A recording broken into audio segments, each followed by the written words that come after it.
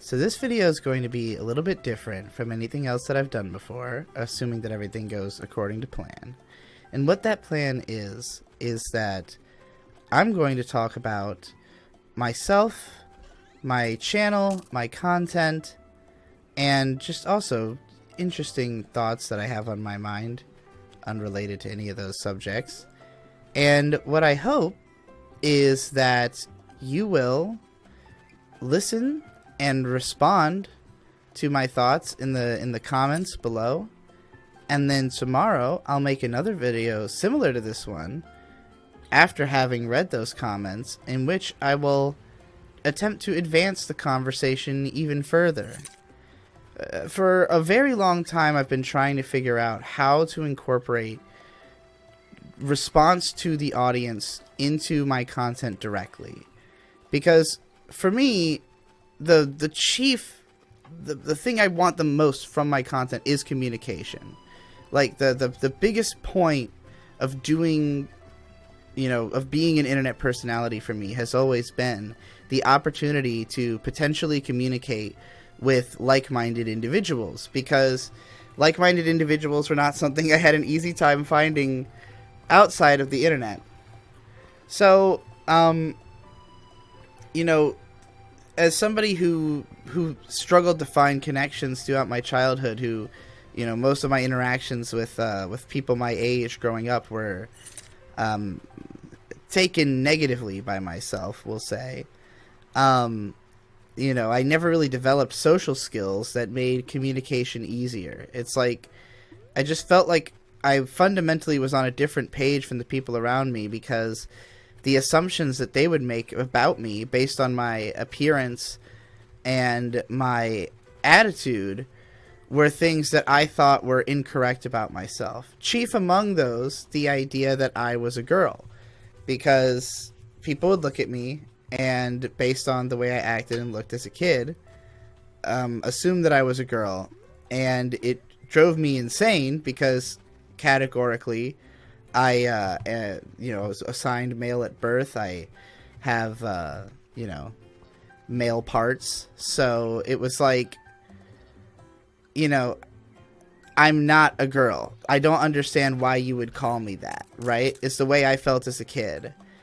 And I guess as an adult, I now do understand why they would call me that.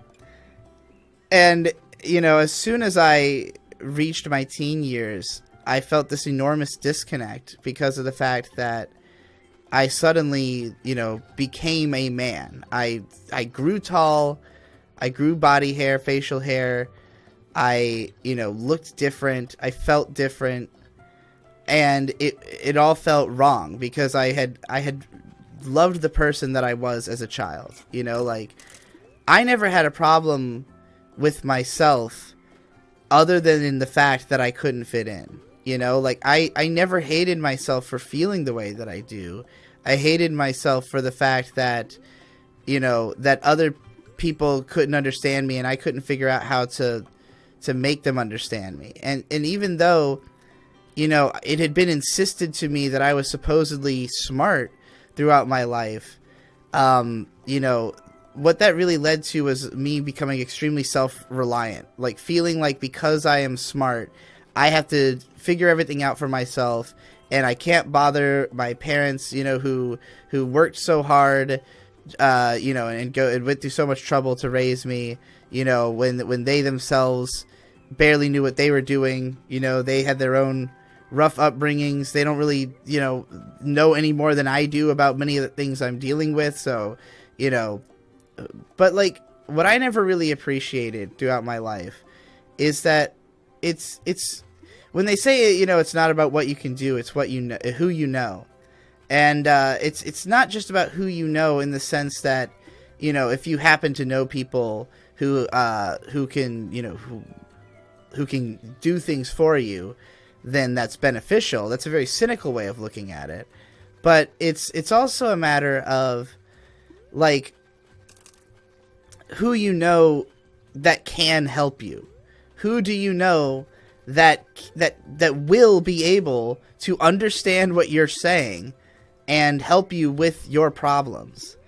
And, when I was a kid, all the emotions I was experiencing, everything I was feeling, I didn't understand. Like, there's nobody who I could talk to, at least that I thought I could talk to, that was going to understand what the fuck I was talking about, because of the fact that it just seemed like nobody was tuned into the stuff that I cared about. And that's largely because my sense of identity as a child was almost entirely based in what I was a fan of. Because, you know, my family, I was fairly disconnected from my extended family throughout my early childhood.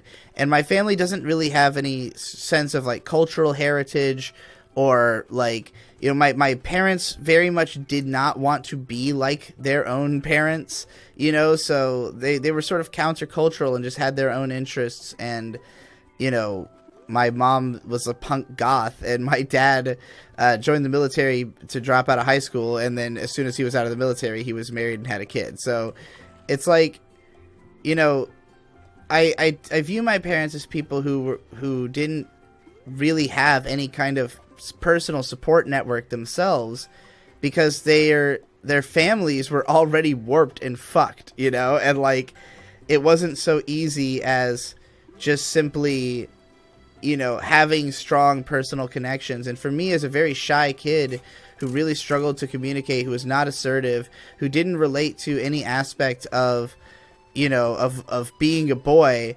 that, you know, like, it's like, I never understood why people were making the assumptions about me that they were. Like, why do you think that me being a boy means I have to be into this, this, and this? And, you know, and why does me being into what I am into make me a girl? That was what I couldn't comprehend growing up. And the reason that sex and gender have been scientifically, you know, removed from one another, the reason that they are now considered differently. I actually never came back and talked to this guy the first time I played this, and I had no idea that he built all these sandcastles. It's pretty adorable.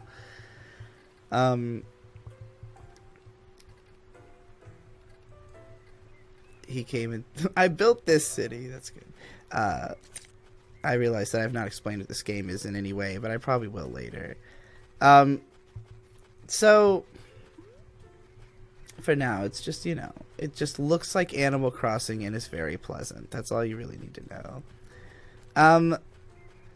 But yeah, so like, I think that, you know, in terms of where there are people who could understand me and help me and communicate with me in a way that was, you know, that I could understand what they were trying to say and they could understand what I was trying to say. It's not that I found that necessarily when I came to the internet, because I certainly didn't find like an easy accepting community or like people that, you know, people that could get through the just compounded. Oh my god, he built it all the way out to the point that I have a feather now. I had no idea. This is a golden feather I did not get on my first playthrough. Now it's a sand province. This is amazing. He's going to be the mayor of Sandville.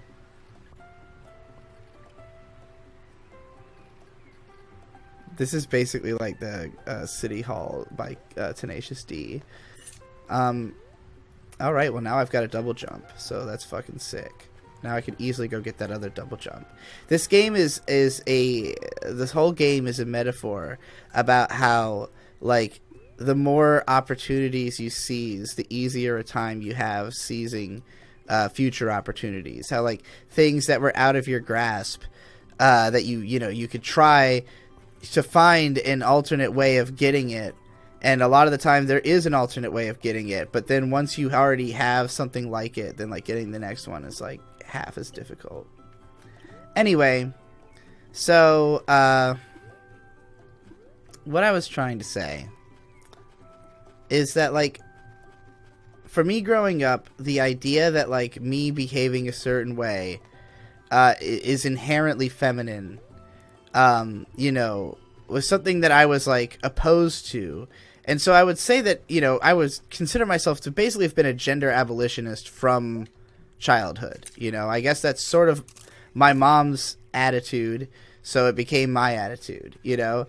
And like, I appreciate that mindset, and I ultimately think that that's like where I want society to go. Like, I wish people didn't care about gender. I wish people ultimately could just be who they want, enjoy being who they want.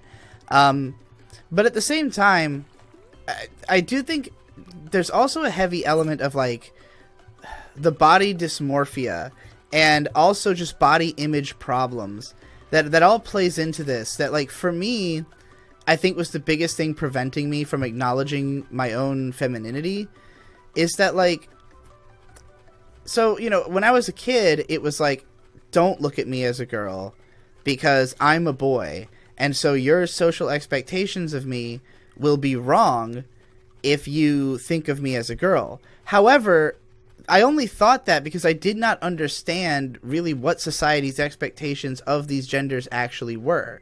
Like, I mean, it became clear to me very quickly that I didn't relate to the stuff that was, that was being said to be stuff for boys. Like, if I'm watching Cartoon Network, if you watch cartoons as a kid, which is all I watched, then, like, the marketing that you see on TV is extremely gendered.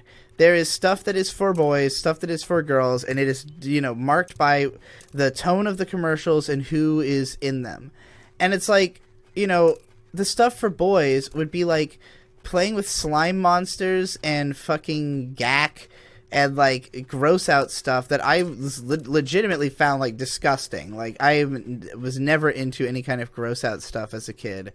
And like the stuff for girls is like easy bake oven and learn how to take care of baby, which I always saw as like practical things that would be interesting, but like I never engaged those things because they were marketed as feminine, and like I understand from a marketing perspective why you would want to do things this way, because you're trying to pitch it towards the audience that is, most likely to have an interest. And, it's also like feeds into what their parents' expectations of them are, and, makes sure that, you're not like ruffling any feathers by showing a boy fucking playing with a Barbie doll or something, but like, it's just like,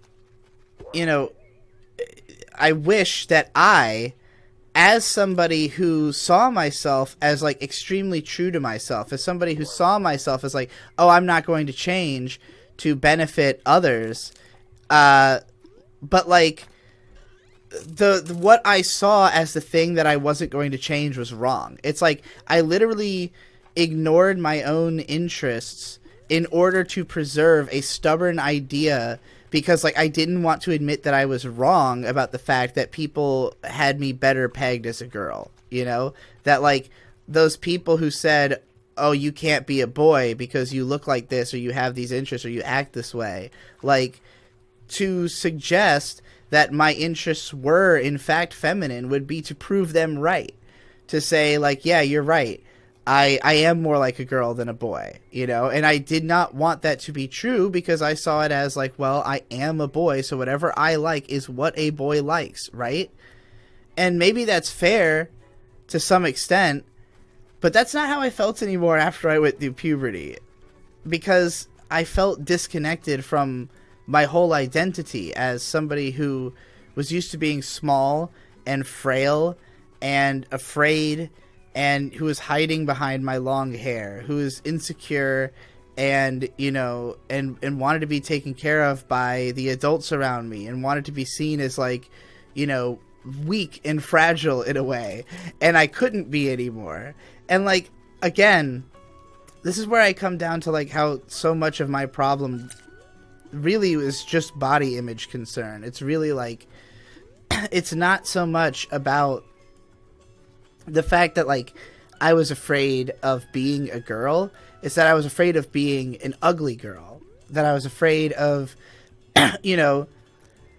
like, it's one thing for society to see you as as something that you're not, but something that's acceptable, as opposed to something that's unacceptable that you are. And confidence is all about just deciding that you don't care. Like, you really don't care if people look at you and, you know, and think those things about you. It's like, I love myself, and therefore, you know, I can be myself, and I can be true to I can have full emotional experiences because I am having them as myself. And for me, it's very difficult to have an emotional experience without being like extremely open to that experience, you know? Like, I have so many layers of cynicism, so many layers of expectation that things will go wrong or bad, because like that's how I saw my life growing up, is, you know, like, even though I am an optimist overall, like, I think that I am significantly more optimistic than most people because of the fact that, like, I am more capable of fixating on the positive, I guess, than a lot of people are in, like, things that happen. It's just, like, I guess my expectations that things will go wrong sets me in a position where it feels like things go better than I expected most of the time, you know?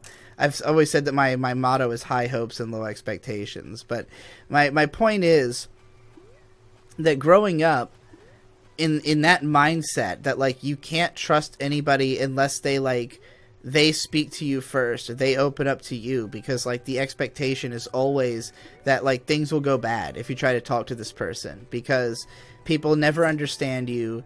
People always get the wrong idea. People always make assumptions based on the way you look or who they think you are that are not true to who you are as a person. And it's just like, when I was a kid, I was literally anti-girl because I did not want to be seen as a girl. I was so frustrated about getting confused for a girl that I wanted nothing to do with them, so I didn't talk to them. So I didn't learn what the girls were learning. And, like, if I had, I think I would have realized that, like, that was my camp. That, like, these were my interests. Because and this is, it's hard for me to talk about this to my audience in particular, to you, because you have seen me as Digi Bro, which is a deliberate character performance, you know? Like, not to say that Digi Bro is untrue to myself. Like, everything that Digi Bro has been is something that I also am. It's just not the full picture. And it's like, and not to say that you're ever getting the full picture when you watch a content creator. And maybe it seems like it's a big deal to be like, oh, this wasn't even a man this whole time. This person saw themselves as a woman. That seems like a big secret to keep. But in a way, it was the only secret I was keeping. Is it really that big of a secret if the only real difference between how you see me and how I see me is that, you know, that there's this other feminine side that I don't really reveal? But, like, eventually I came to realize that is the difficulty people have in understanding me. It's that, you know, I'm expressing something about my desire to be true to myself and my desire to, you know, to really, I don't know, talk about things I care about. And yet things I care about are the hardest thing for me to talk about. It's like, the more indifferent I am towards something, or even the more negative I am towards something, the easier it is to recognize, like, what, I guess, insecurities that I have about myself are represented, you know, in the work or something like that. Whereas if I feel really strong, like if I really love something, then it's like I have to really address myself to understand why I love this thing. You know, like, I really have to understand myself to understand what this thing is saying about me. And that's difficult to do when you're in denial about yourself, or when there's parts that you're overlooking, or when you only want to talk about the parts that have been logically justified. And, like, this is going to be difficult for me to, like, put into a linear train of thought here, but, like, there was a episode of My Little Pony Friendship is Magic called I think it's called Feeling Pinkie Keen. And it's an episode where we learn that Pinkie Pie has this, like, sixth sense called the Pinkie sense, where, like, parts of her body will vibrate or move in response to something that's about to happen. Like, for instance, her tail will shake if something's about to fall from the sky. And this is just like an inexplicable phenomenon that happens with Pinkie Pie. And like Twilight, who is a scientist, does not want to believe that this is actually possible. She's like, there's no logical reason why your tail would wag before something falls from the sky. So she's like, there must be some reason this is happening. I'm going to figure it out. And so she spends the whole episode studying Pinkie Pie, trying to get to the bottom of why does she have this ability. And through all of her studies, she cannot justify the fact that Pinkie Pie has this. Like, she can't figure out why it's happening. And so she continues trying to deny the fact that it is happening. But in the end, she finds herself in a scenario where she has to believe in her ability in order to make it through a situation. And so I guess the episode was called Leap of Faith, now that I think about it. But because it's about taking a leap of faith. And that's what Twilight has to do in the end, is she has to appreciate that even if you cannot explain why something is the way it is, it doesn't mean that it isn't that way. And this is like something that should be obvious, and like it's something you really need to understand to be an effective scientist. But like, it is something that I think we all struggle with in our lives, and especially in modern culture, and especially because of our worship of lexicality. That like my generation and the new ones coming after it are like obsessed with science. We're obsessed with this idea that like the old world was ruined by superstition and by following emotions and by people who don't think things through. And like, it's only now that we have found logical justifications for, different elements of like something like, say, the trans experience, that we can like say, okay, this is scientifically a thing, and like, people need to listen up about it. But it's like, people should have listened up about it in the first place, because the problem is not that we didn't know why people feel the way they do. The problem is that people can't respect letting others do, like express themselves and feel the way that they want to feel, as long as it's not hurting anybody.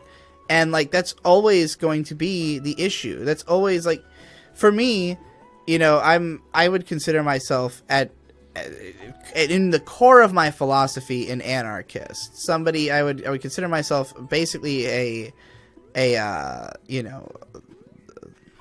won't say anarcho-primitivist, more like I still like technology, but I'm going to call myself an crypto-primitivist. So, like, ultimately, the society that I want is one where, like, I guess I'm a hippie is ultimately what I'm trying to say. Is that, like, I want a world with unity and one love and no need for government and no need for anybody to even, worry about the police, because nobody would commit any crimes in the first place, because everybody understands why they are participating in the system.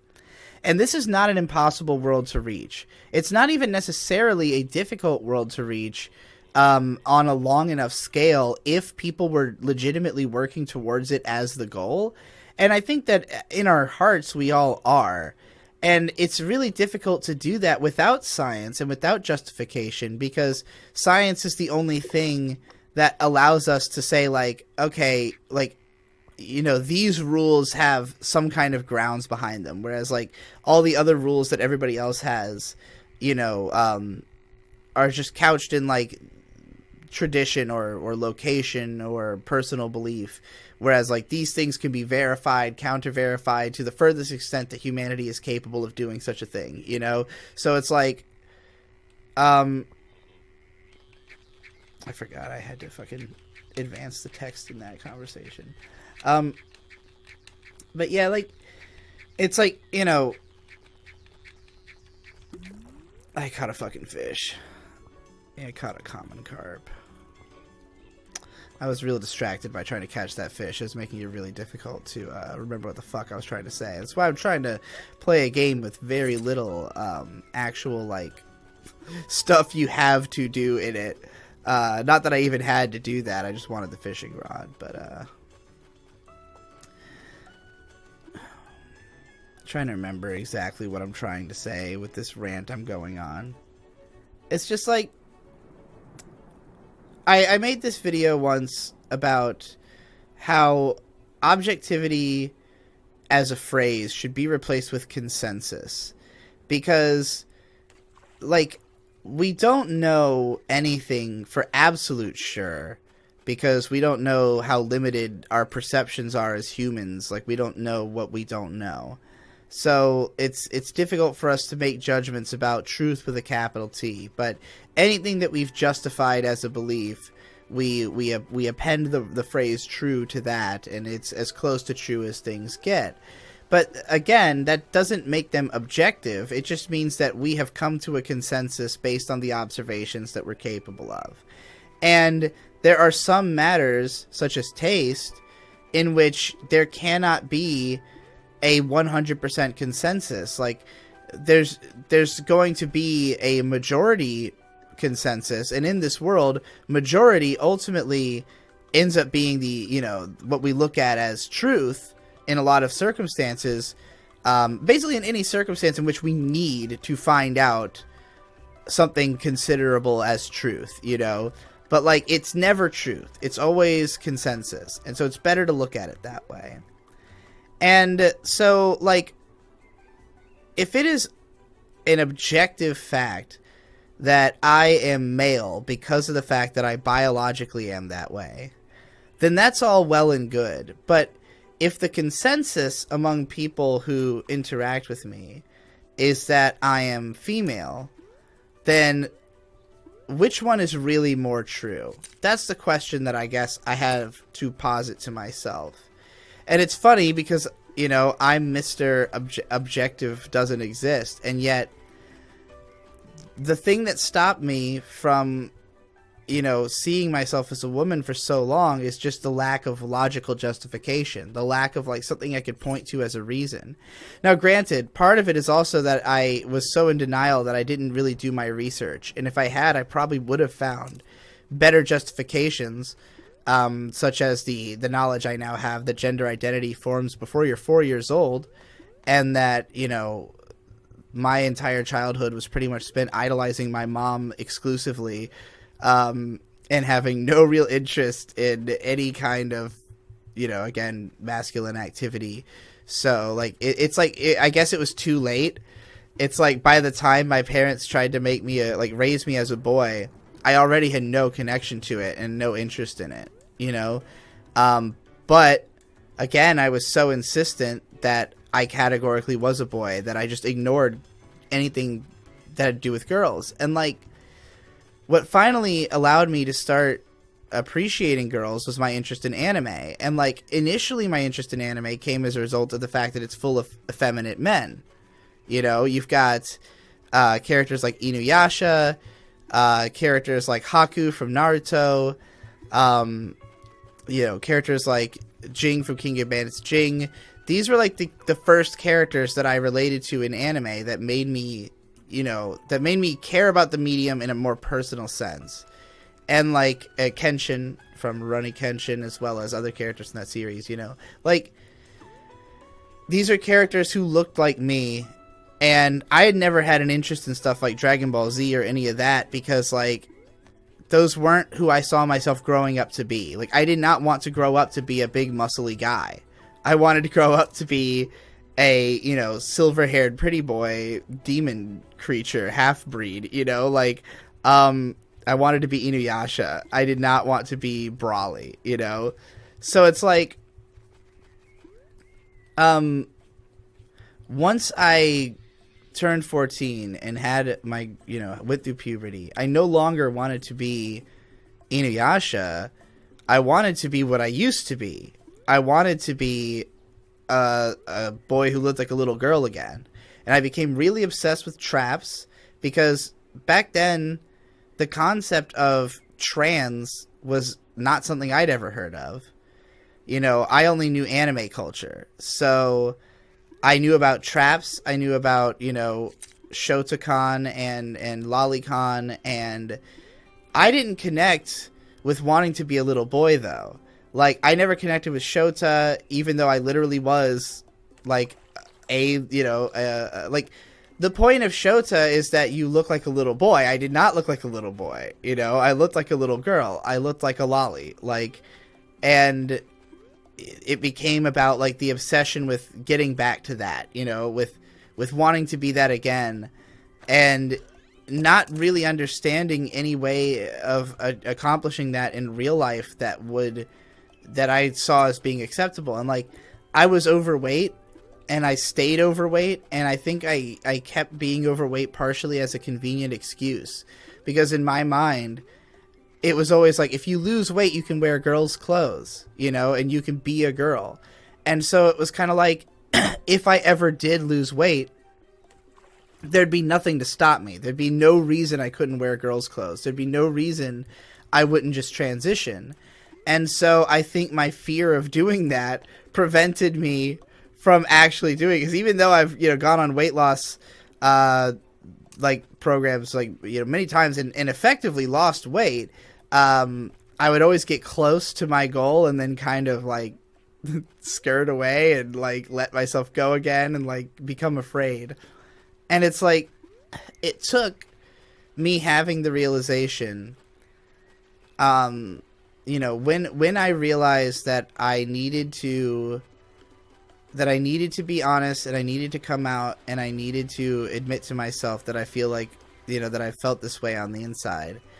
When I had that realization, and then I saw myself, like, once I saw myself as a woman, even before, like, even without having to lose weight and having to look the part, like, once I was willing to accept myself as an ugly woman, instead of, feeling like, oh, you're not a woman unless you look attractive, or unless you, can pass. It's like, passing is not what makes you a woman. And I know that because I was, I've already been a feminist from the start. If you watch my old content, I spew a lot of rhetoric about like embracing femininity and about like, not looking at it as just an appearances thing, but as, femininity is a lot more, and the powers of what we traditionally think of as feminine thinking goes beyond things that are represented aesthetically or just in, common behaviors. But like, again, for it to even have any definition at all, for us to even have the concept of like feminine or masculine thinking, it's like, that is only bred out of what are commonalities between, women. It's again, there's no absolutes. There's no meaning in saying that like, oh, all women act like this, because it's just not true. But the question then is, do all people who act like this be considered women? Like, if I act this way, does it matter whether I'm a boy or a girl? Am I a woman because of how I act? Or am I a woman because of my biological gender? And because of the fact that people, because of the fact that society has expectations of gender, functionally, gender becomes something different from sex. It functionally becomes that, yes, if society looks at you that way, then you are functionally a woman. Because it's easier for society to compartmentalize the fact that you have these similarities with that group of people than it is for them to see things the opposite way. And, like, this is what people, like, what the TERFs, like, the trans-exclusionary radical feminists like J.K. Rowling, don't want to acknowledge about the trans experience, is the idea that a man can live a life that is more like a woman's than some women. And like, because, again, one part of feminism is saying that like, being a woman doesn't mean these certain stereotypes or these certain shared experiences. So just because you're a man who fits those stereotypes and experiences doesn't make you a woman, because to suggest that is to suggest that you are less of a woman if you don't have those experiences, But like, again, it's not, the stereotypes are just things that arise out of the circumstance of the pattern of thought, you know? And so it's like my mom is somebody who does not fit into a lot of feminine stereotypes. And as a result, you know, I think a lot of my disconnect from like femininity growing up is partially the result of the fact that my mom did not like feminine things. The things that she liked are you know, usually more considered masculine, but the way that she likes them is not what I would consider masculine. And it's hard to really describe like what the difference is. But like in my mind, there's essentially what I consider to be essentially the masculine frame of mind is that of basically existing for the sake of protecting others. Like, as a boy is a gun, if you will, as Tyler the Creator so eloquently put it, you know? Like, even within your own mind, I like to think that we can all recognize like both a paternal and maternal instinct within ourselves on some level. We have some desire to protect the emotions of other people and some desire to protect people physically. And so the best way to protect someone physically is often through logistics. And I think that, you know, that men, it's not that they are inherently better at this or the other way around. It's just that like what I see as the masculine ideal, what I see as like if you are trying to be the ideal, the idealized social construct of a man, then what you are ultimately trying to do is to be a provider as best you can for your family and community. And this can mean that you are physically capable of doing things that are helpful. It can mean that you are mentally capable of doing things that are helpful.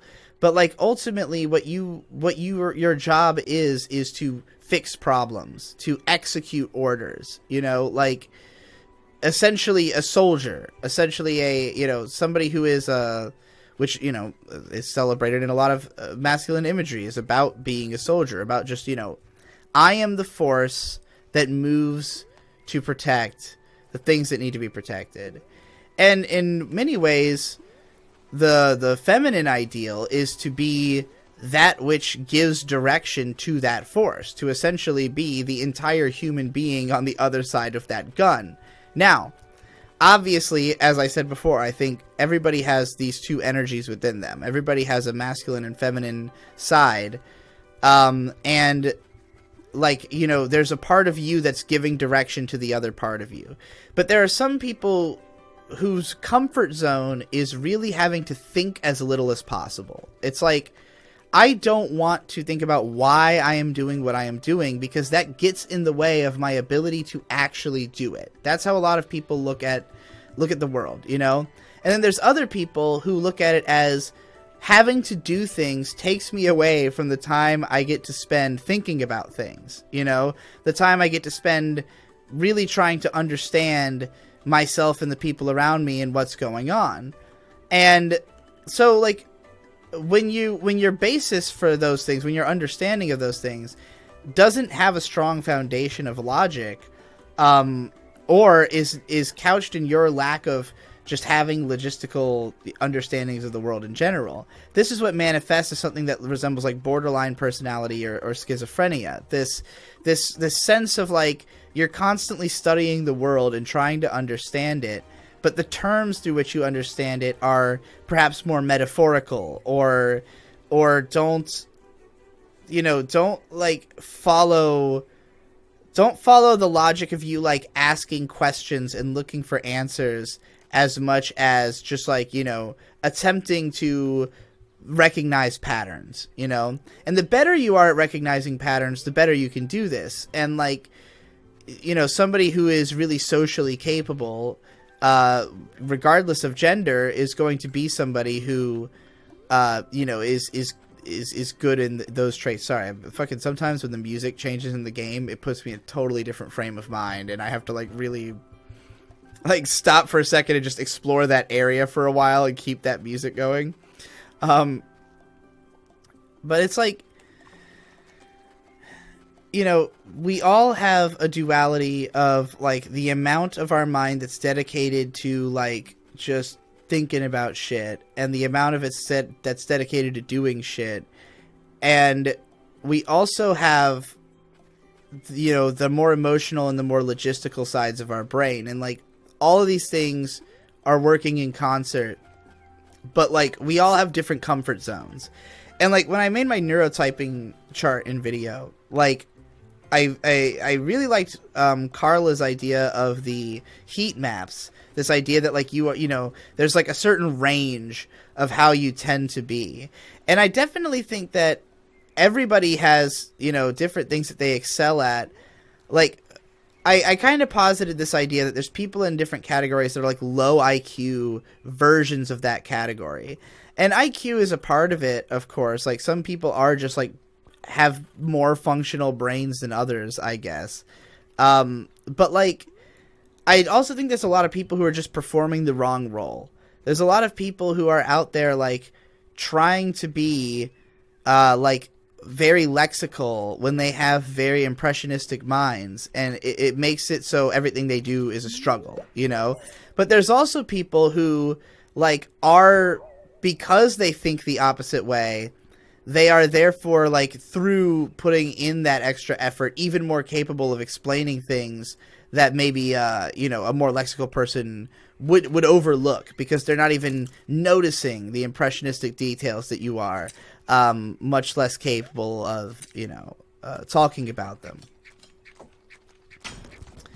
And I would say I fall kind of into that category, because, like, oh, the way forward is blocked. I guess I have to unlock another route, another spot to get through there. But yeah, like for instance, you know, I would consider myself to be a much more impressionistic, a much more emotional thinker, and I never really understood that, because I never really understood the concept of emotional thinking. Until when I, you know, devised the neurotyping chart, which was largely out of me trying to understand dyslexia and autism. And then I ended up stumbling upon something completely different, which was lexicality versus impressionism. But like at either extreme, I think is something that people consider to be autism. It's like, well, I think the extreme end of emotional thinking is what people look at as schizophrenia and borderline personality. And I think the extreme end of lexical thinking is what people look at as autism. But there's a lot of similarities in, like, the fact that they both lead to extreme social awkwardness and anxiety disorder, you know? Because they're just two different versions of not being, like, in that chill center where society wants you. And it's like, I can pretend, like, the fact that I marked myself as an analyst was really funny, because it really showed me how much I was buying into my own, like, character. That, like, yeah, Digi Bro is an analyst. Digi Bro, the character, is based on me taking the things I have thought about the hardest and spent the most time figuring out how to put into words, and then putting those things into words. So, like, yeah, if you're talking about my analytical videos, then sure, they are very lexical, because that's what they're going out of their way to be. But that's not how I think. That's just, you know, that's just the nature of my content.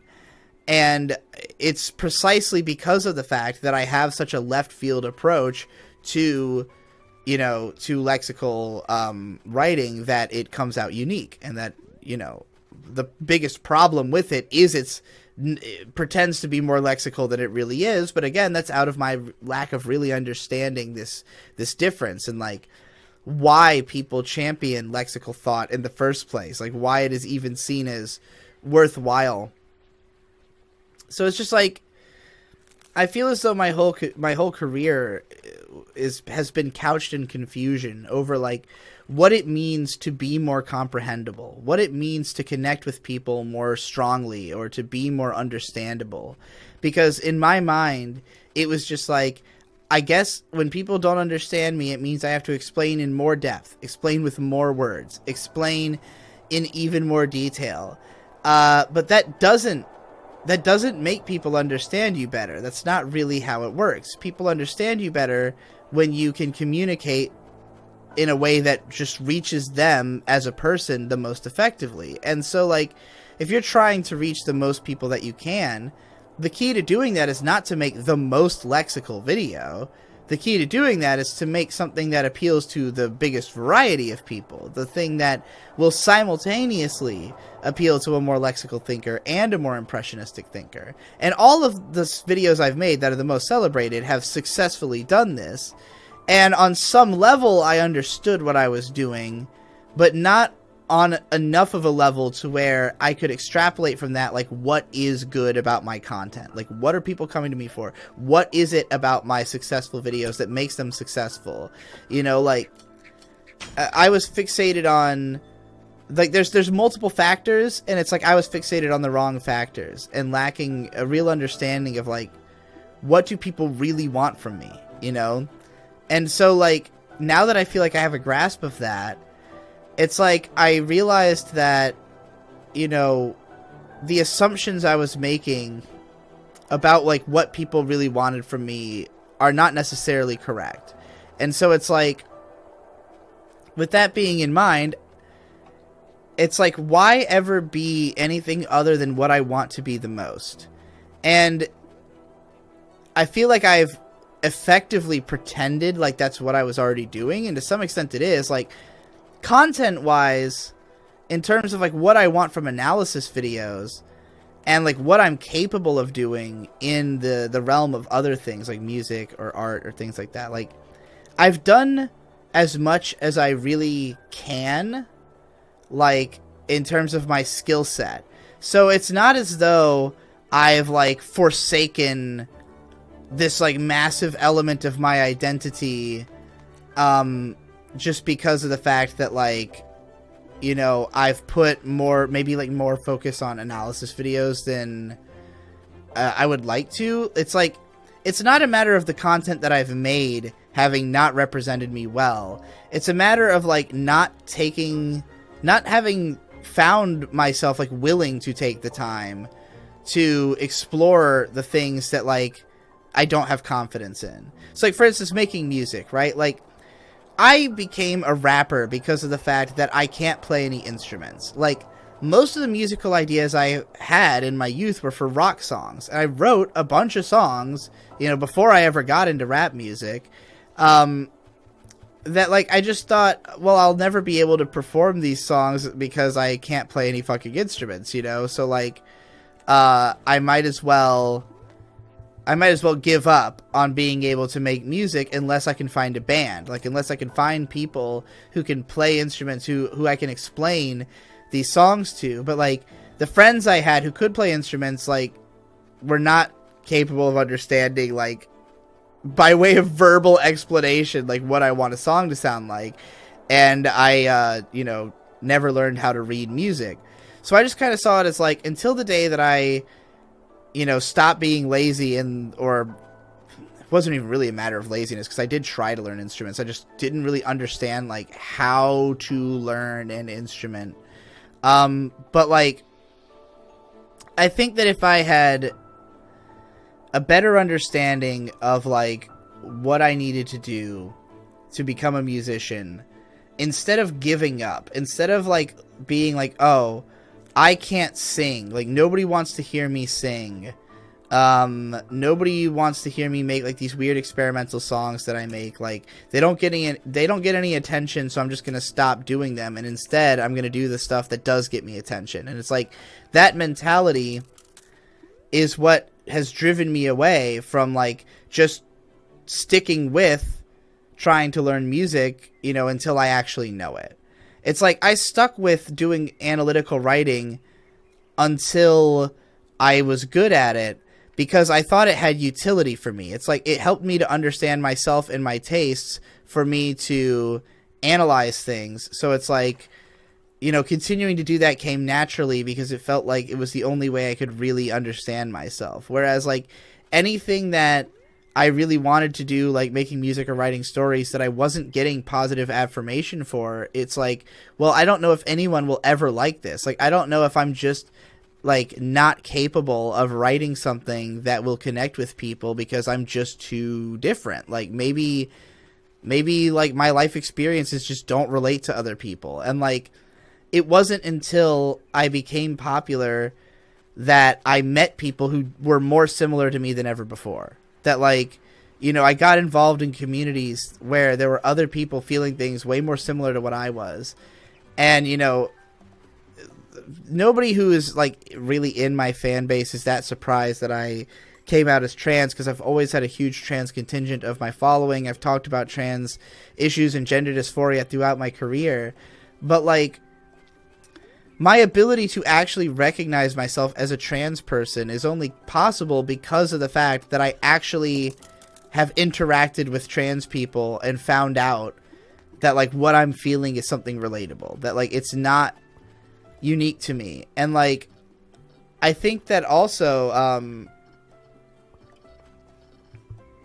I have to find this guy's watch. I didn't realize. I guess I had already found it by the time I talked to him the first time I played this. So like when I think about like the beginnings of my career, when I was getting famous as a brony,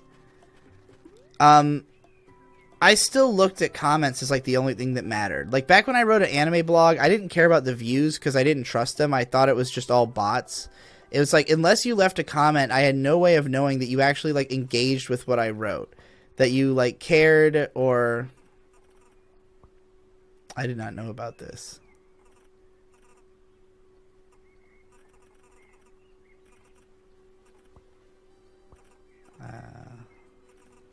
I don't have any running shoes, but I'll do it anyway.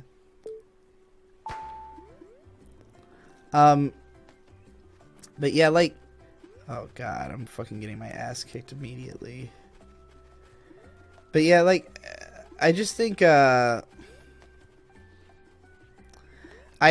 you know, early in my career, the mentality was, I'm going to like connect with everybody who offered me a Skype contact. I would take it. You know, I had like hundreds of Skype contacts. I interacted with lots of like just weird people, lots of weird kids and shit who were like, you know, I want to meet a famous person. And I'm like, you are terrifying. You need to, you know, you need parental supervision. You need to get off the internet. But just be like, you know, I found like myself just interacting with so many fucking strange people that that like just drained my time and energy. And like a lot of people who I really tried to help, and they just like wouldn't listen to my advice, you know, and I would watch them just like keep fucking up their lives, and I'd be like, I don't want to be involved in this anymore. Like I just got sick of putting myself out there because it was too painful for me to deal with, you know, the results of those relationships. And it's like, you know, I just never throughout my life really learned how to like get past problems in a relationship. It's like I never had any friendships where, you know, I had to deal with turmoil and come back, aside from my brothers. And so like, you know, in a way, I guess, you know, it's not like I was totally socially inept because I had my family and all, but like, you know, like, to me, it was just like, I don't want to deal with anything that's a hassle. Like, I have to run my career. I have to make money. I have to reach a point where I feel comfortable before I can come back out and engage with people. And then it's like, I reached that point where I felt comfortable, but I didn't know how to engage with people anymore because I didn't know who I wanted to be, or like, what was the point? Like, who am I trying to become? And I really felt like I wouldn't know who that was until I found somebody I wanted to be with.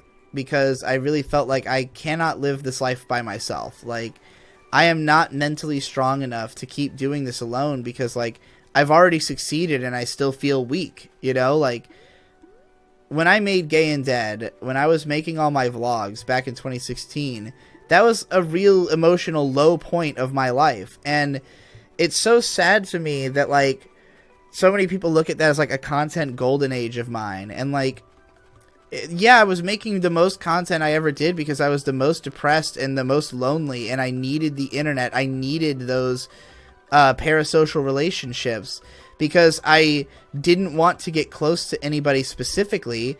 I didn't want to just have like one-on-one interactions with people because the way I saw it was like, you know, if you're not going to, if it's not my girlfriend, then what's the point, you know, in a way. And like once I finally had a girlfriend, I really shut myself out. Like I basically lost touch with the internet because like the internet had never been able to give me what I'd been looking for until I met May. And she gave me what I was looking for from the internet.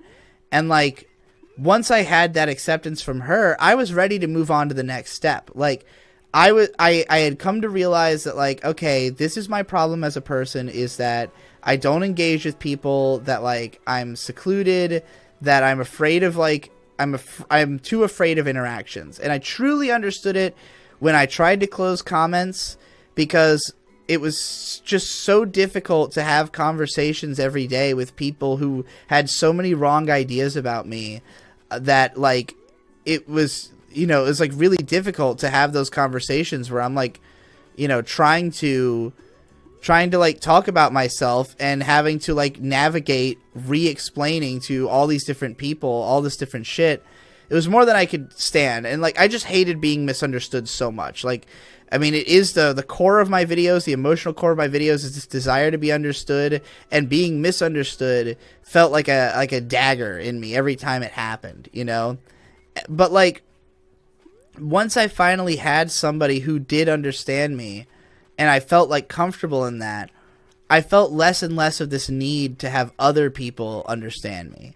And so I took this mindset of, like, okay, I don't need to make 1,000 vlogs in a day to feel connected to humanity anymore, because I have a wife and I can go be with her, and I can go, you know, be with her family or my family, or try to make our own family, or talk to my friends or people who who are my selected family, you know, like people who I want to spend time with, and I have real good connections on the internet and stuff. So it's like, you know, I have the kind of friends now where I don't need to express every single thing that comes into my head to the internet in order to find somebody who's going to connect with every fucking thing in my head. I literally live with somebody who can connect with everything in my head. So, like, a lot of that impetus to, you know, to be who I had been on the internet just kind of disappeared.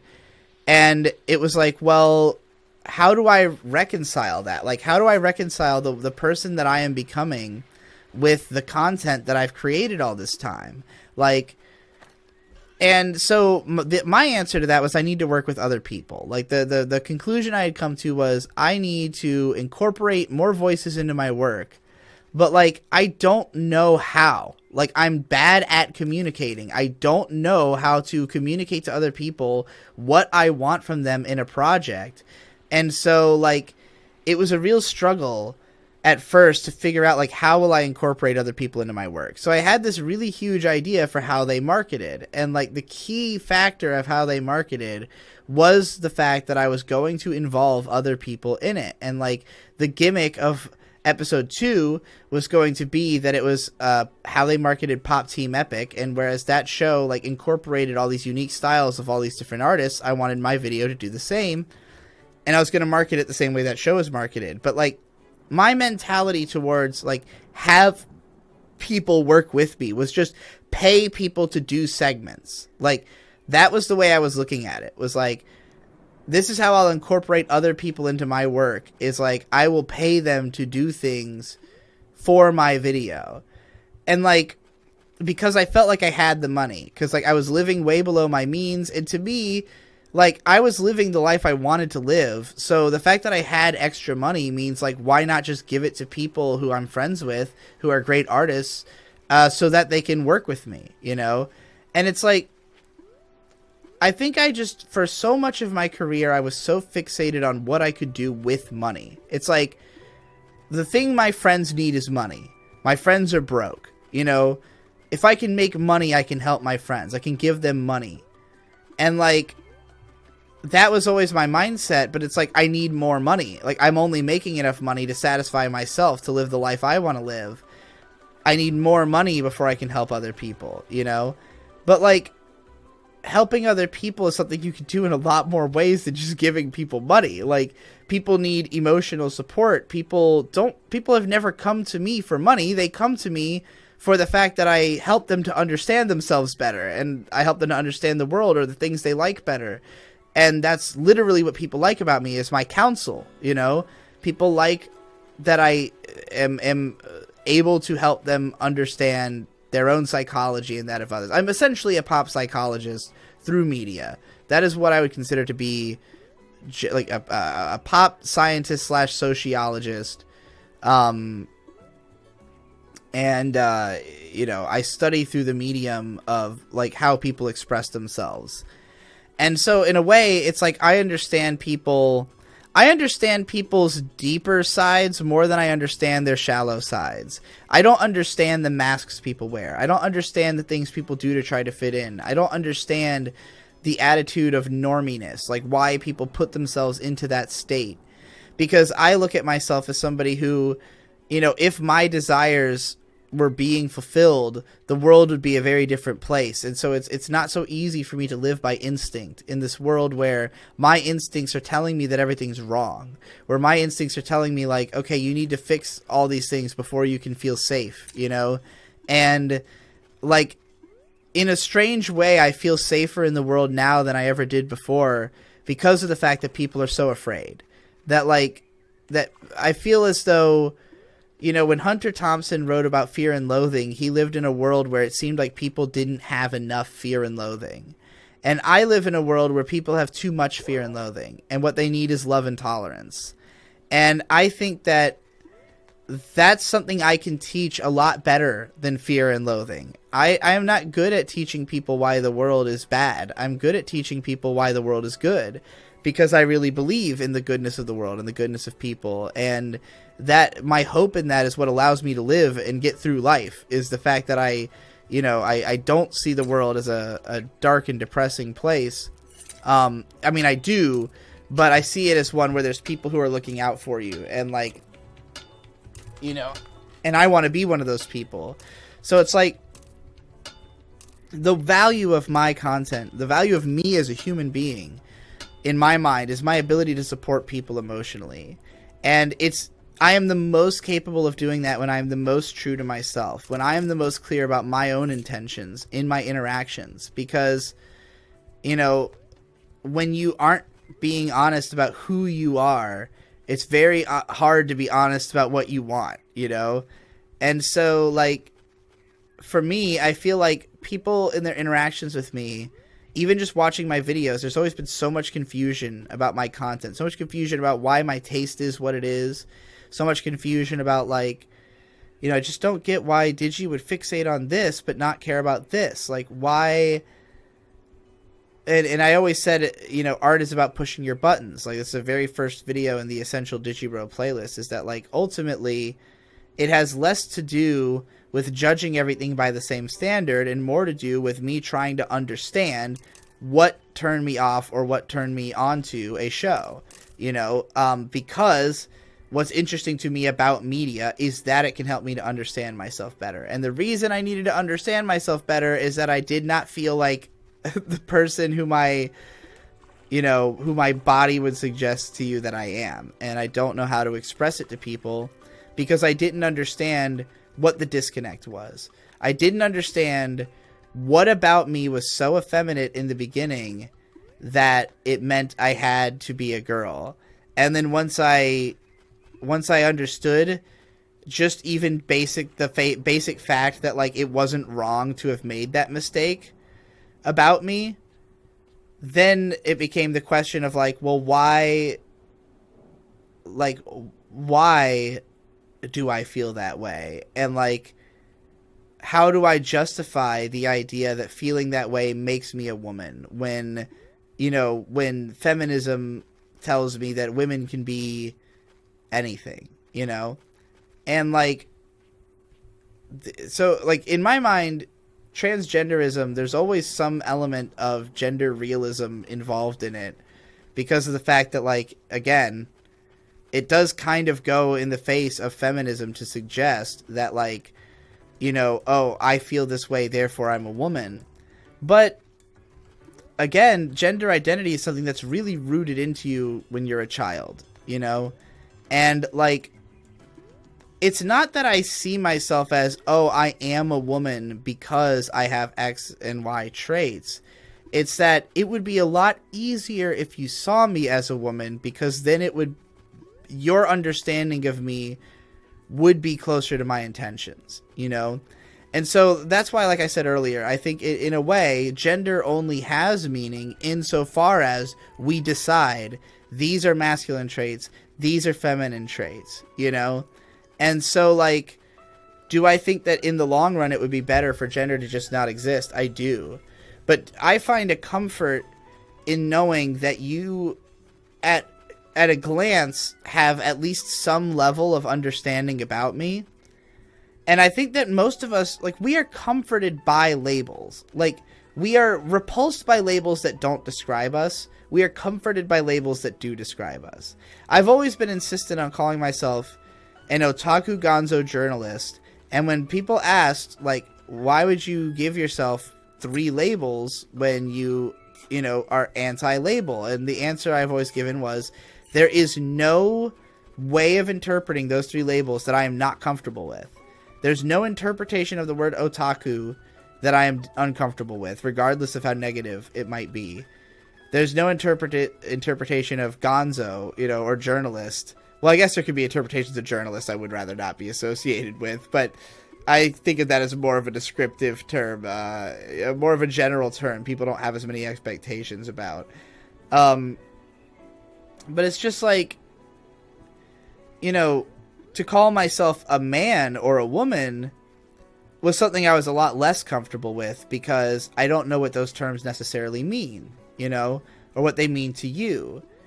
And I feel the certain level of guilt about calling myself a woman in a way, because, again, I don't want to reduce the experience had by, you know, women who don't necessarily identify with traditional gender roles, and to suggest that they are somehow less of a woman because of it.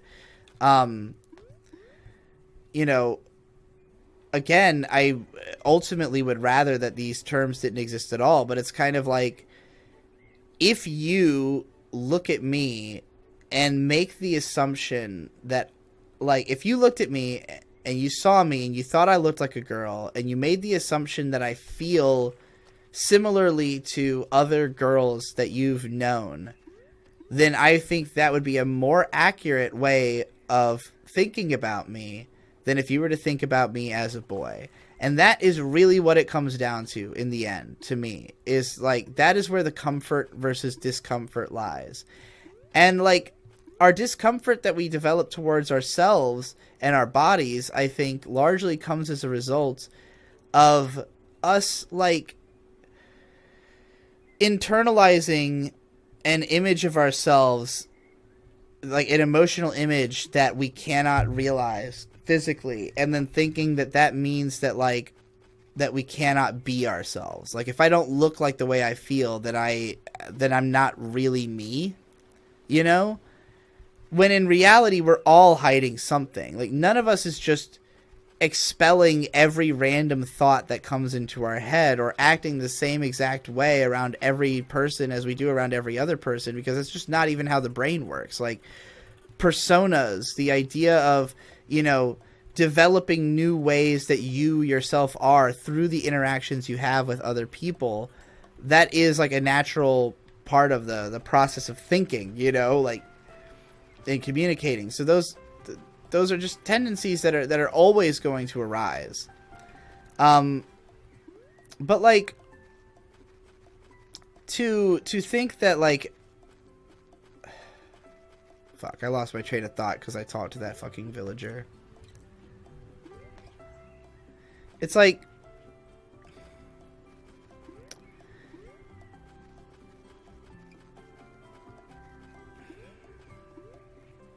to me, my comfort zone is to be extremely emotionally expressive and to feel comfortable in my environment. Ultimately, I would say that I feel most comfortable in a hug box. which is funny because I am kind of an edgelord, and I put myself into these sort of edgy communities and surrounded myself by edgy people, but that's because I find that to be comforting. Like, I find the idea, like, somebody who doesn't take themselves too seriously and isn't judgmental, that's what I find comforting. Like, people who make judgments about other people based on their beliefs or the way that they look, those are the people I don't trust. And, like, a lot of the people who would defend me or would be on my side because of my identity are people who I would not trust. Like, if you're on my side because I'm trans, then I don't trust you. You know, if you're on my side because you think that I'm a decent human being with good ideas, then it's like, that's cool, you know. And if I feel the same way about you, then we could have that mutual respect, you know. So it's like, for me, you know, I guess I never saw it as particularly important that I be thought of as trans, and I never wanted that to be like my excuse for like why my arguments are correct or something like that. You know, I never wanted it to be that like I brought out trans as my trump card, that like, oh, I'm allowed to talk about this issue because I feel like a woman on the inside, or because I've thought more about womanhood than most men, I guess. Like, it's just like, those aren't good arguments. It's like, if it seems like I understand women, then good, you know. And, you know, for a long time, my audience was dominantly women. So I felt pretty good about the idea that I understood women pretty well, because women felt comfortable watching my videos and with me as a person.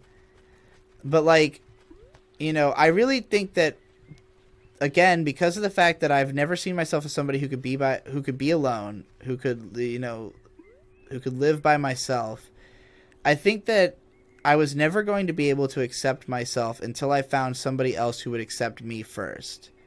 That, like, I needed somebody to get the full picture of me, to understand me exactly as well as I understood myself, and to accept that understanding that they had. And then I would feel as though I could comfortably be true to myself. And I found that with May.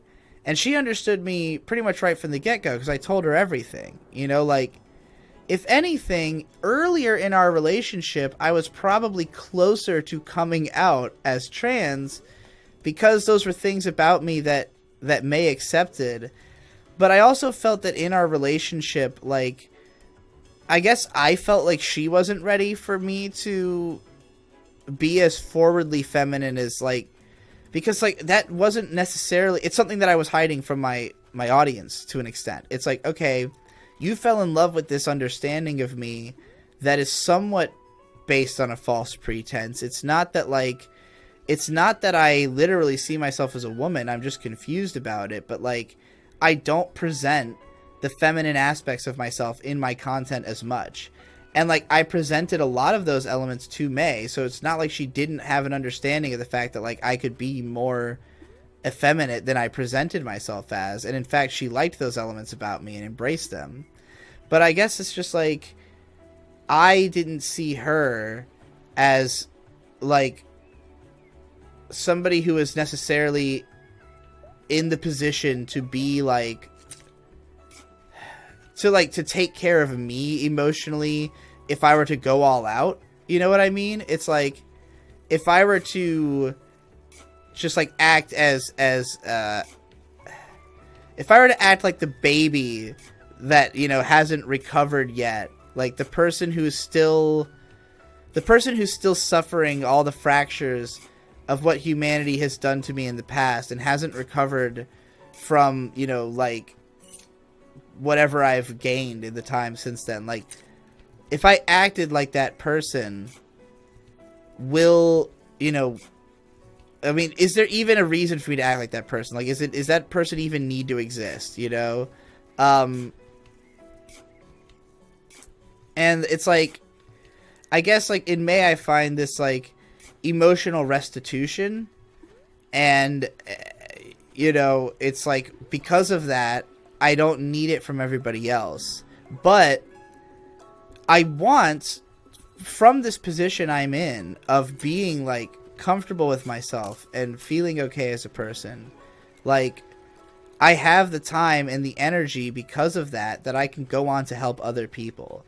And it's like, in order to help other people, you have to communicate with them because you have to understand what their goals are. You cannot help somebody from a distance. Like, you have to engage with what their intentions are and try to figure out how you can help them best realize their intentions. And you can't do that if you can't, like, communicate with them to figure out what they're trying to do, and how you can help, you know?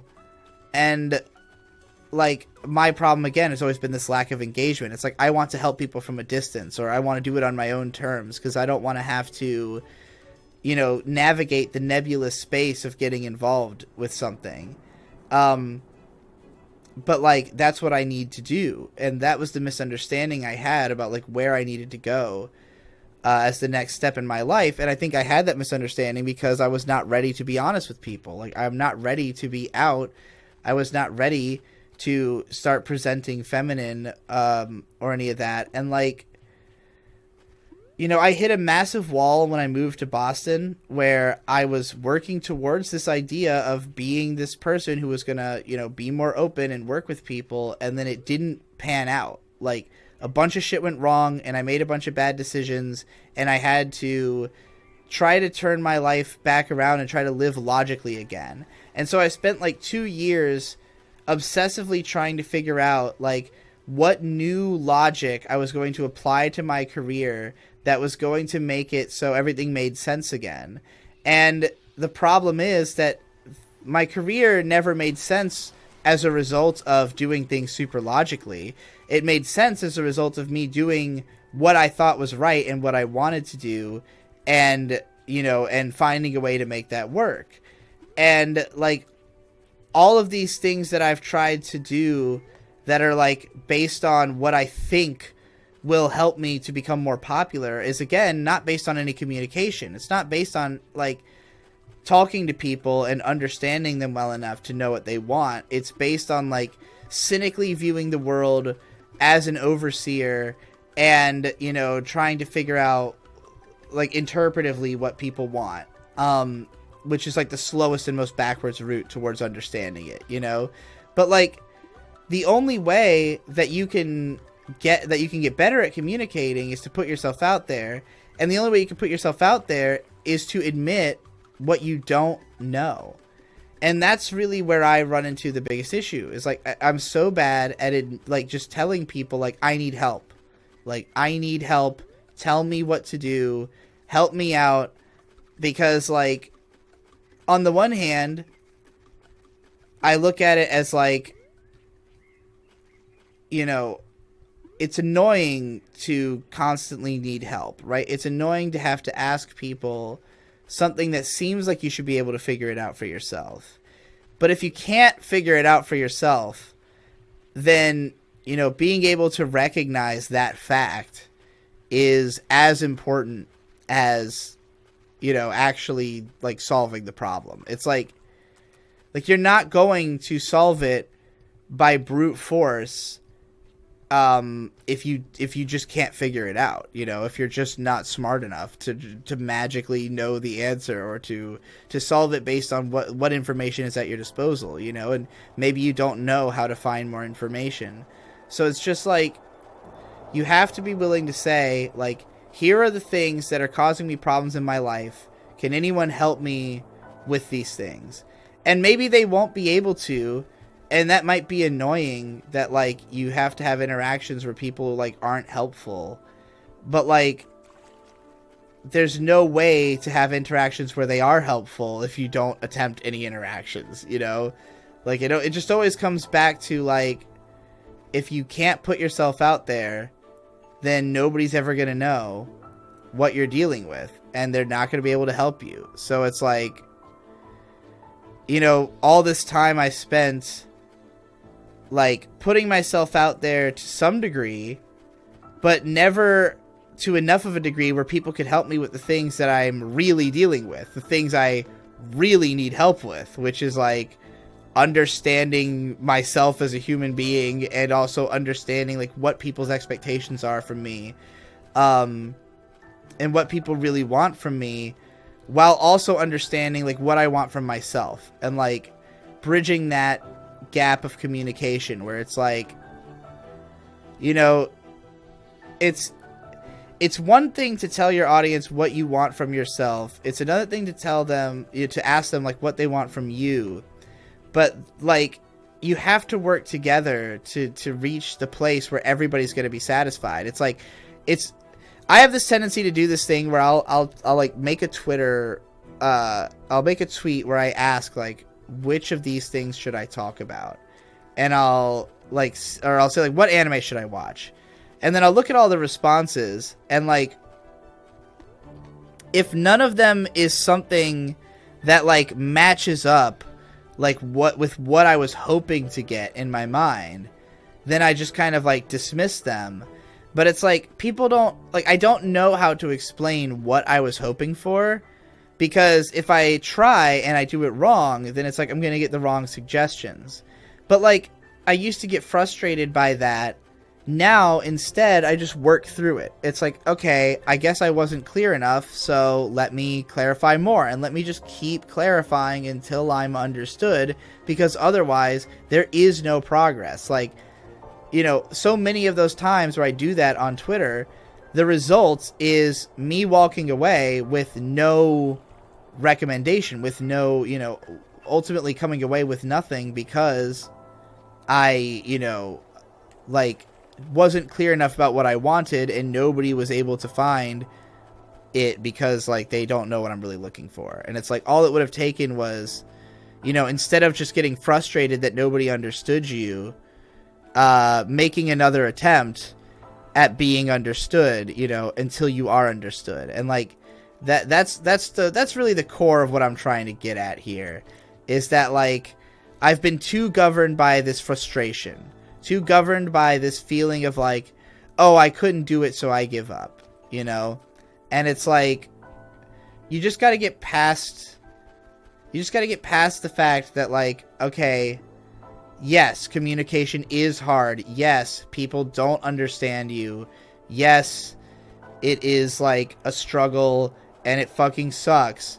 But you know what sucks even more is not understanding, like not getting any closer to knowing what the fuck is going on with yourself, or not getting any closer to, you know, the answers that you're searching for, because you know, weren't willing to ask.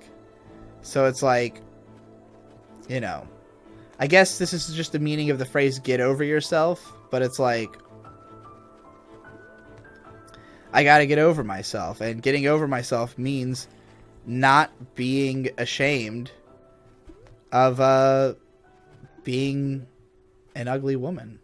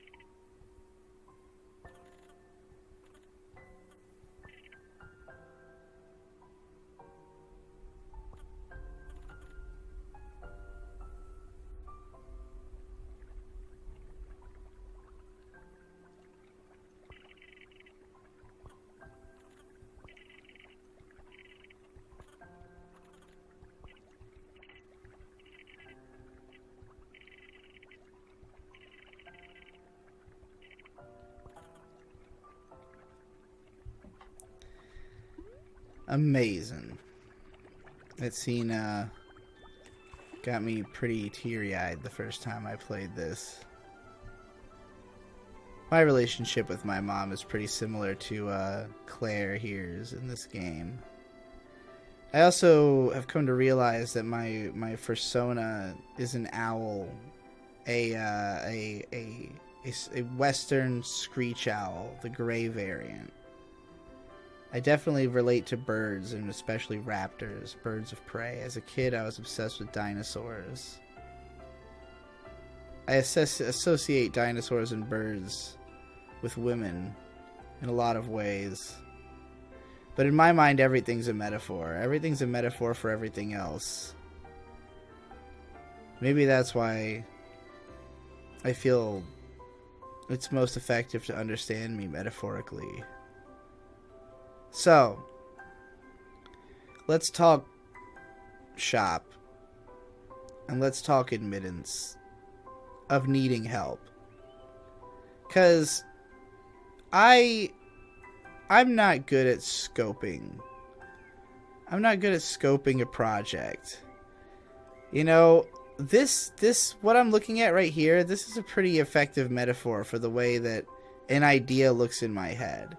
It's like you see in the far off distance this massive island, and like the more you go around it to investigate, the more you appreciate its size and scale. And once you do a full trip around the mountain at this distance, you'll have a full understanding of how big the mountain is. But you don't actually know what's on it. So like if you wanted to draw this mountain, you could draw like vaguely what it looks like. But if you actually want to create this mountain, you know, if you wanted to like draw the mountain in a way where it would resemble what it actually looks like, i.e. what the developer did in creating the mountain, you have to draw every single fucking detail on that mountain. And it's like, when you think of, like, when you think of a project, it's like, I start to get the idea, and then I get a sense of the scope of the idea, but it's, you can't really understand what completing the project is going to be like until you start drawing in the details, until you get to the stage where you're actually like figuring shit out, you know? And it's like, let's say that I come up with an idea like Digi Daily. I think this is like the most effective metaphor for like what has been the problems with me as a person with my career. So Digi Daily was this idea that I had towards the very end of 2017.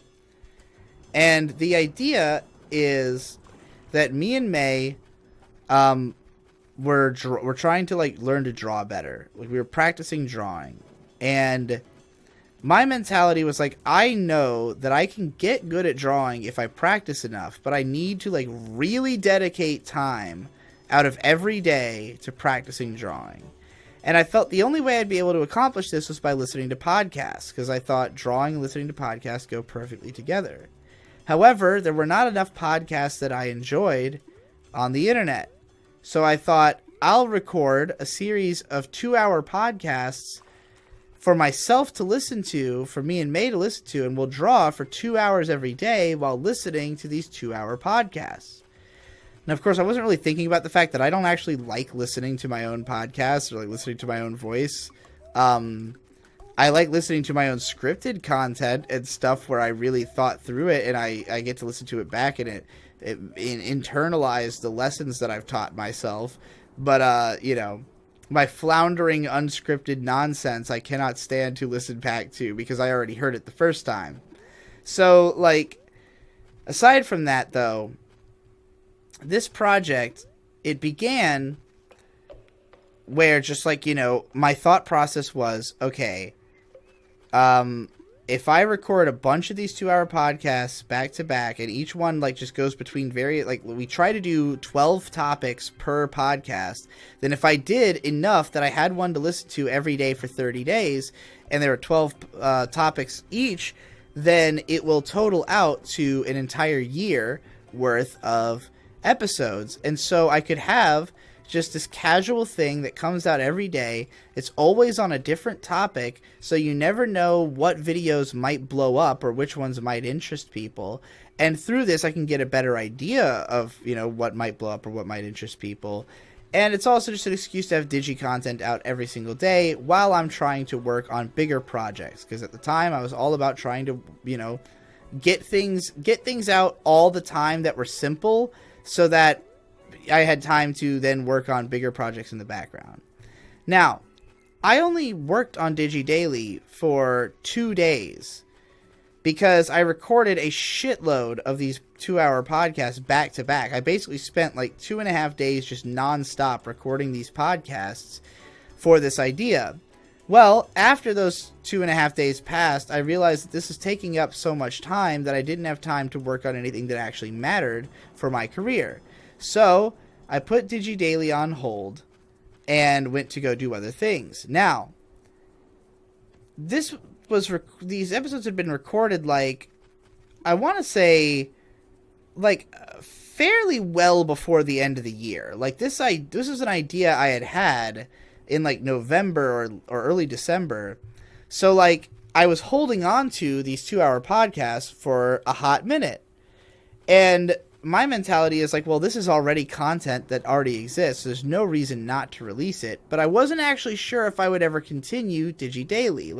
My mentality was, maybe I will get back to this. Maybe I won't. But either way, I have, 45 videos now that I can release.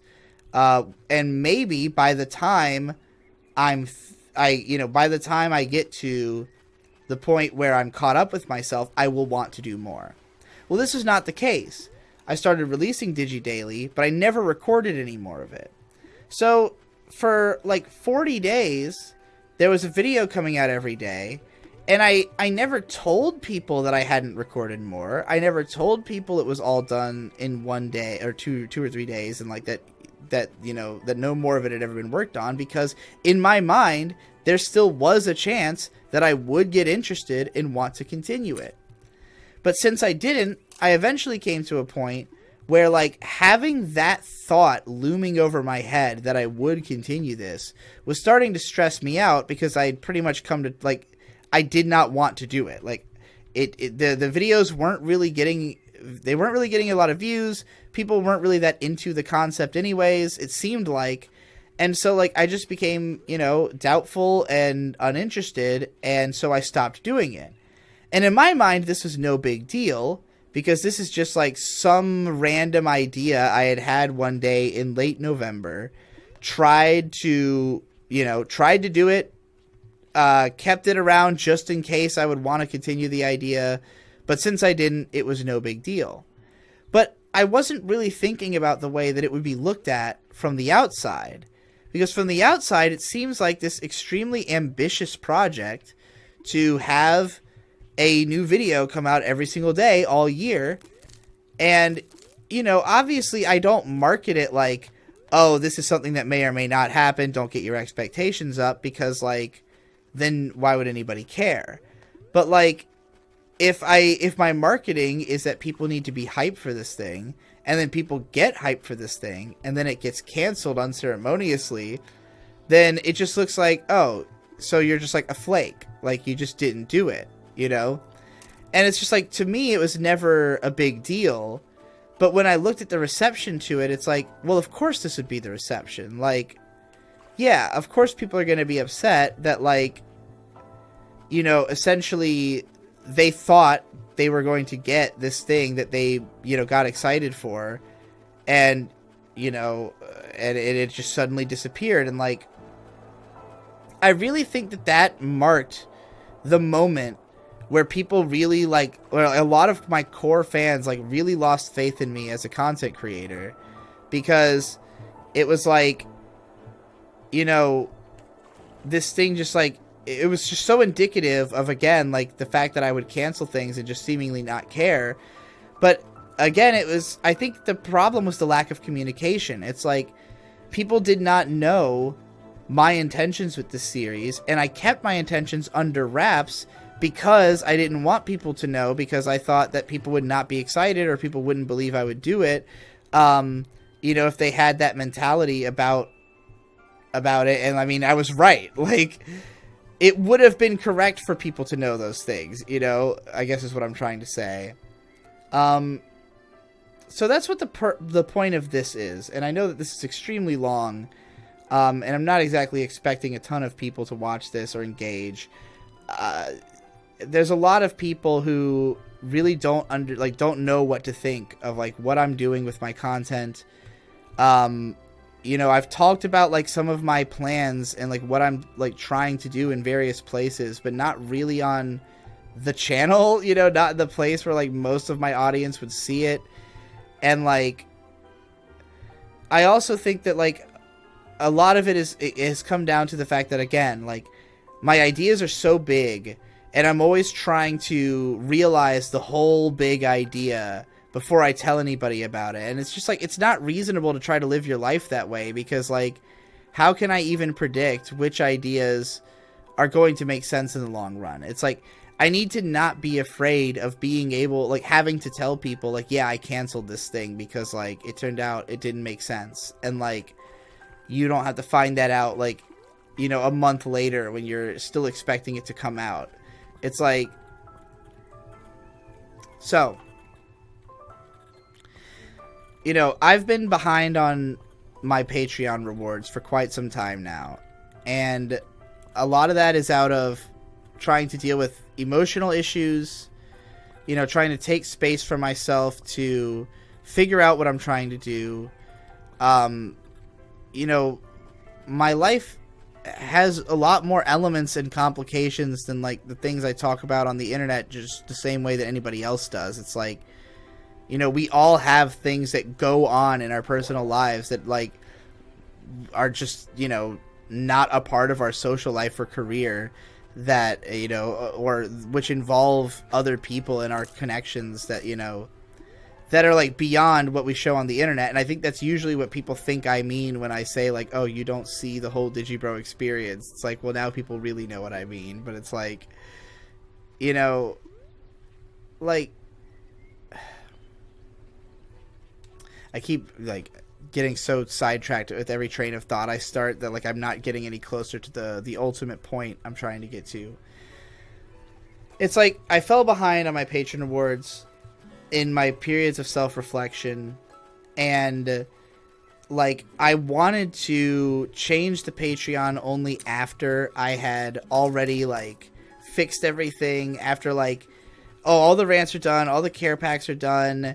You know, Otsuganzo tapes, I already have like 8 of them loaded and ready to go. And I have to make like a coming out video. And my coming out video, I have to wear like a specific outfit and have like specific makeup. And I have to make sure I touch on this, and this bullet point. And it's like, I've made a bunch of attempts. Like, I've continually attempted to write or record or do something that would be this like big all-encompassing idea. And all that it's led to, all this planning, all this forethought has just led to it getting pushed back farther and farther, to it continuing to not be the case that I have explained what my plans are, that I have explained, you know, my coming out. And it's been a month. Like, this has been what I've been trying to build towards for a month, and it has not gotten done. And it's like, this is, again, it's just indicative of the problem of my mentality. It's that in my mind, every idea is huge, and I get it in my head that I'm going to do those huge ideas, that like I'm going to do this whole thing. And then because it's like unreasonable to try to do that whole thing and also try to do anything else at the same time and be like reactive and be able to help other people, you know, in the moment and communicate with others and be a member of a community, which are all things I value. Like, I can't do all of those things and also be trying to make like the biggest fucking wholest ideas in the whole world. And like, ultimately, I don't even care about doing that as much. Like, going to that extent is so that the most people can understand, so that the most people can be entertained, so that the most people can, you know, feel a connection to me. And I'm not interested in reaching the most people. I'm interested in reaching people the most strongly. I'm interested in reaching people who need me the most. People who, you know, I don't want to just teach you something you could get from somewhere else. Like, I don't want you to watch one of my videos and it just be entertainment. It just be, you know, something that, you could have gotten from any other AniTuber. Like, it has to be that you needed me to express this. And it's not that everybody needs me. There are only certain people who need to hear from me in order to, you know, to deal with their issues. And I want to know who those people are, and I want to help those people. That's my goal. So, like, how do I do that the best? How do I best reach people who think like me? And how do I maintain a relationship with them and maintain a sense of community with them where I don't become alienated, you know, as the content creator, when, like, my whole goal is to be a part of a community and to be understood. Like, if I'm alienated, then I'm not getting anything out of it. It doesn't matter that you're getting something out of it, because if I just wanted to work for you, I would just be in the service industry. Like, there's no reason to be a YouTuber. It's a job with terrible job security. I mean, if you've never seen my video, being a YouTuber is great, you know, which is an ironic statement, of course. Like, I talk about all the major problems with doing this job, but it's like, what are the solutions to those problems? Like, the solution is better communication. The solution is making sure that the audience understands what I'm dealing with, and that, like, we're both working to be happy in this interaction. And, like, I tend to put everything on myself to be like, oh, I have to figure out what the audience wants, and I have to figure out what I want, and I have to reconcile these things. And it's like, well, when do you get to have a voice in that conversation? You know, like, when do you get to be involved as part of this thing? And so that's what I want to do with this. Like, this video, as I said at the start, the intention is that you will comment, and I will respond to those comments in the next video that I do. So, you know, just you whatever ideas, whatever I spark in this, I'm going to read all the comments on this. I'll probably respond in comments to a lot of them, but I want to continue the conversation that has started in this video in another video that I make tomorrow. And to keep doing this, this is the new version of Digi Daily. Digi befriends the internet. I want to understand what you want from me. So, I already understand that, like, you know, people at the core want me to be an anime YouTuber. And I do want to be an anime YouTuber because I love anime and I love talking about anime. I do not love talking about current shows. I like doing content, and that show will come back. And if you're a fan of content, that's the only way that I'm really interested in talking about, like, currently airing anime anymore. It's just, like, discussion format every few episodes with Nate or whoever. Like, that's the only capacity that I really have any interest in talking about, like, current shows. I'm not interested in doing takedowns of shows I hate anymore. Like, I've already explored the things that I don't like about anime. I'm not really interested in negativity anymore. I'm really not interested in, like, you know, being a caustic critic or anything like that. Like, I want to talk about anime I like and the things that I've gotten from anime. And the Otagonzo tapes are the perfect vehicle for me to do that through. Because, like, the trouble I've always run into is I'm interested in talking about my thoughts on anime. I'm not interested in making the traditional type of edited video that exists on YouTube that I helped to popularize myself. Because that path has always been a sort of path of least resistance towards editing. But it's not very inventive, and it's very boring, and it doesn't, for me, it doesn't add enough to the spirit of my videos. The type of editing that I've been doing with the Otagonzo tapes reduces the parts of my video making that I don't enjoy, and makes it a lot easier for me to just fixate on the parts that actually matter, and, like, you know, getting the point of the video across in a way that people understand it, and not, like, worrying about, like, trying to bridge this gap of, like, oh, there's a certain level of quality of editing that's, like, that is what a YouTube video is, you know? It's like, a YouTube video can be whatever you want it to be. It's about whether you can inventively find a way to make, you know, relatively stiff writing about anime visually interesting besides just showing clips on screen. And I think I've done that successfully. So, like, the Otagonzo tapes frees me up in a huge way to approach my content more the way it used to be, where, you know, it used to be that I tried to get out 4 videos a month. It was like I wanted to have an anime analysis video every week, But I also wanted to make big projects that would take a full month to complete. And the problem I always ran into is that these two things cannot exist at the same time. I cannot put out decent videos 4 times a week and then great videos once a month at the same time, unless the decent videos take very, very little time to make. And the Otagonzo tapes take very, very little time to make because of the editing and because of the way that they're written, which is that they're not trying to be reviews. They're not trying to take a holistic lens of a show and tell you whether it's good or bad, whether you should watch it or not. They're not recommendations. They are ponderings. It's like, these are shows I've seen. This is the interesting thoughts I've had on them. Really, they're more similar to the Most Interesting Thing About series that I tried to do. But that series was kept to 3.5 minutes because I was trying for this like hyper minimal approach to like just talking about the interesting elements of a show and trying to make it as short as possible. And like, I don't think that really did much for my audience. I think Otagonzo tapes is much closer to like what people are really looking for from me. But it took like the recognition of that, like the ability to make something like that, to even be in a state where it's like, okay, now I'm confident about where I want to go forward with the channel, you know? So it's like, my vision of what my channel should or will become is that it will mostly just be like Otagonzo tapes every week, and then like, if I have ideas for other big videos, then those will just be done at the rate they get done, because there will not be a pressure to have one done within a time frame if there's always a new video coming out, if there's always Otagonzo tapes coming out, you know? So it's like, you know, everybody I think would be satisfied in this scenario. It's like, if all you really want from me is that I put out a new anime video every week that, you know, that talks about great shows and expands your knowledge and interest in the medium, then you will get that, which is what I think is all most people want from me at all.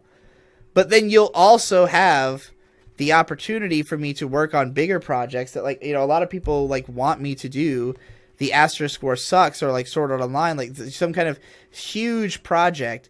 And like, I love doing huge projects, but like, I just cannot do them and also continually put out, you know, a video every single week that is of a decent enough quality that it doesn't just come off as like, you know, just like shit nobody cares about, like you know, like some weak shit like today's anime, where it's just like, all right, I'm talking about current shows, like this is what you want, right? And it's like, you know, so I think that the combination of doing Otagonzo tapes and reworking my Patreon to specifically be for that show would you know, it would essentially give people what they want from the main channel, which is regular anime content, anime analysis that I actually enjoy doing because it doesn't require the parts of the job that I don't like doing, you know.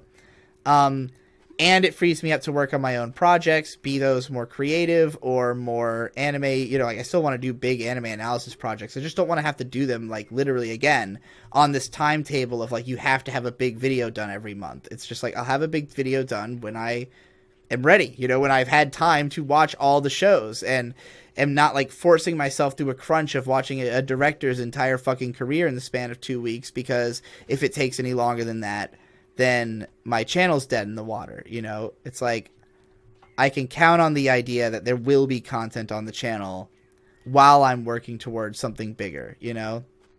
Got the fucking silver feather, bitch.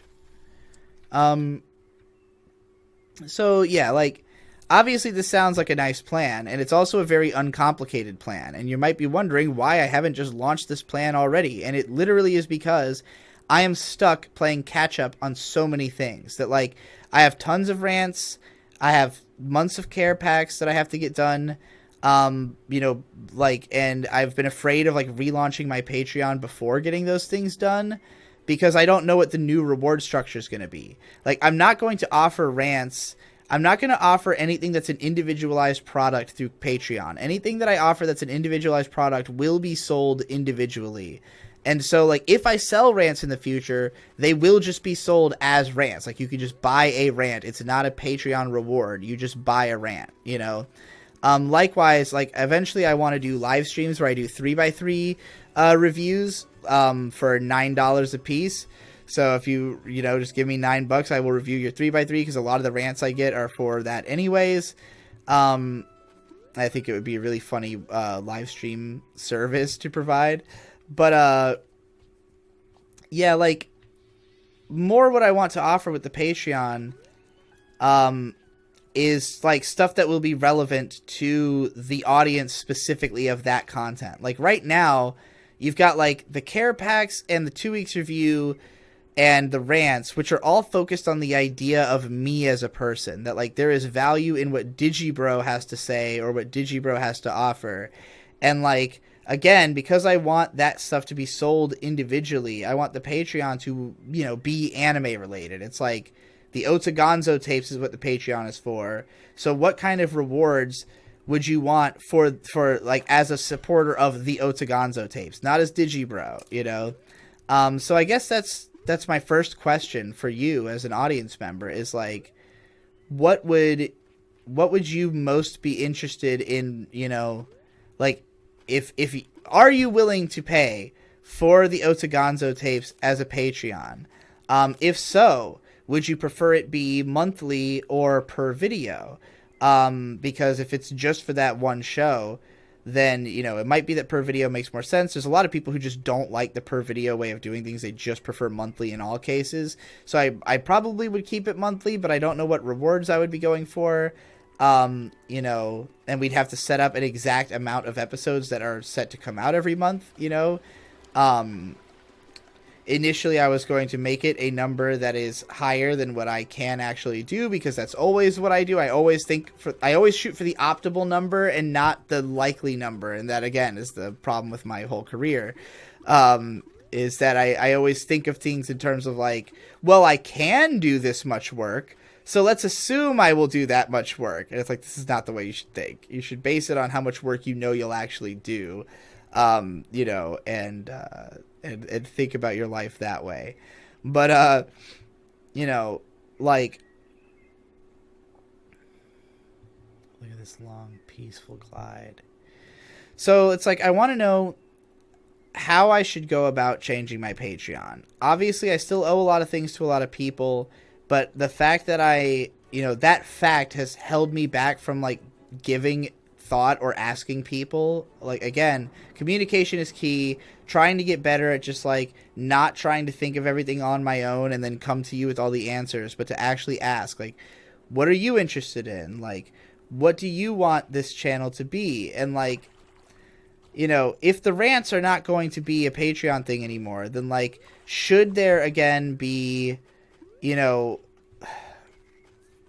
like, I'm not interested in bifurcating my channels again. Like, the way I had done things before is like, oh, this is like the channel just for this type of content, and this is a channel for like everything else. And I don't want that, because I want everybody watching my content to be on the same page. Like, I ultimately want a situation where you do not feel as though you are being tasked to consume every piece of Digibro media in order to be a fan of Digibro. It's like, if you like the Otagonzo tapes, then you can watch those and you can support the Patreon, you know? And if you like the other stuff, you could do that as well. And in a sense, you might think, like, it makes more sense to separate things that way. But, like, there are some people... Okay, here's another... Let me back up for a second. One of the most important things you have to learn as a content creator or as a politician or as anybody who has to deal with a lot of people in your day-to-day is that a lot of people have the assumption that if you hear one person say something, it represents 1,000 other people who are being silent. This can be true sometimes. It's not usually. Usually, if more than one person says something, you'll hear from more than one person. If only one person ever says something, or only a couple people, or, you know, then, like, it often can mean that the case is that those people are the only ones who feel that way. And like, it's not that there's only a few people who give a shit about multiple types of content being on the same channel, but they're not the majority. They're a very loud minority of obsessive compulsive people, and I know because I am one of them, who like want to click every single thing that comes through their sub feed. And so they will very carefully like prune and manicure, you know, like they get upset if a channel has like more of a type of video that they don't like than a type of video that they do. And I used to be that type of person, and YouTube used to really be oriented more towards each channel being something very specific.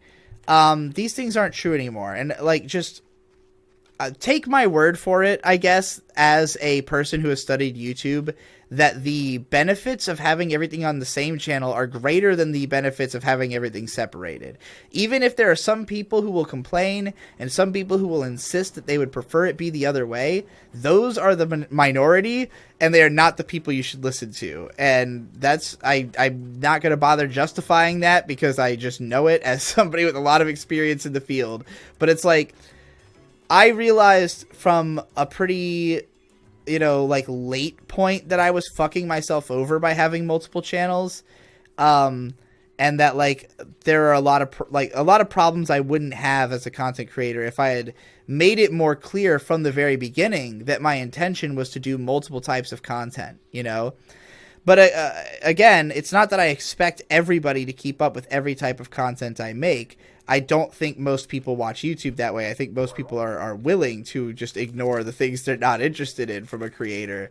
But I do think that, like, you know, making it more clear what I'm all about, instead of like making content that is literally aimed at attracting new viewers and then like dragging them down into the deeper part of my content, has been the wrong approach. Like, my approach was always like, you get your hooks in by making a video about something popular and relevant, and that's how you get people to pay attention to you. But when it comes to, you know, like, once they're actually in, then they get to see your real shit, you know. And that's like, yeah, for me, it's like, oh, you know, yeah, you can watch the Digi Bro videos, but once you get to the After Dark channel, that's the real shit. You know, it's kind of the way I used to look at it. But it's like, it should all be the real shit. It should all lead into each other naturally. And to some extent it did. It's like, obviously, anybody who found my other content and was endeared to it started off seeing the Digi Bro stuff. However, like, I've gotten a lot of stories, you know, from my patrons and stuff, people who like my content, where they tell me things like, you know, I really didn't get it at first, or like, I saw this video and I just thought you were kind of like a pretentious asshole, but then like once I saw this other video, then it made me like understand.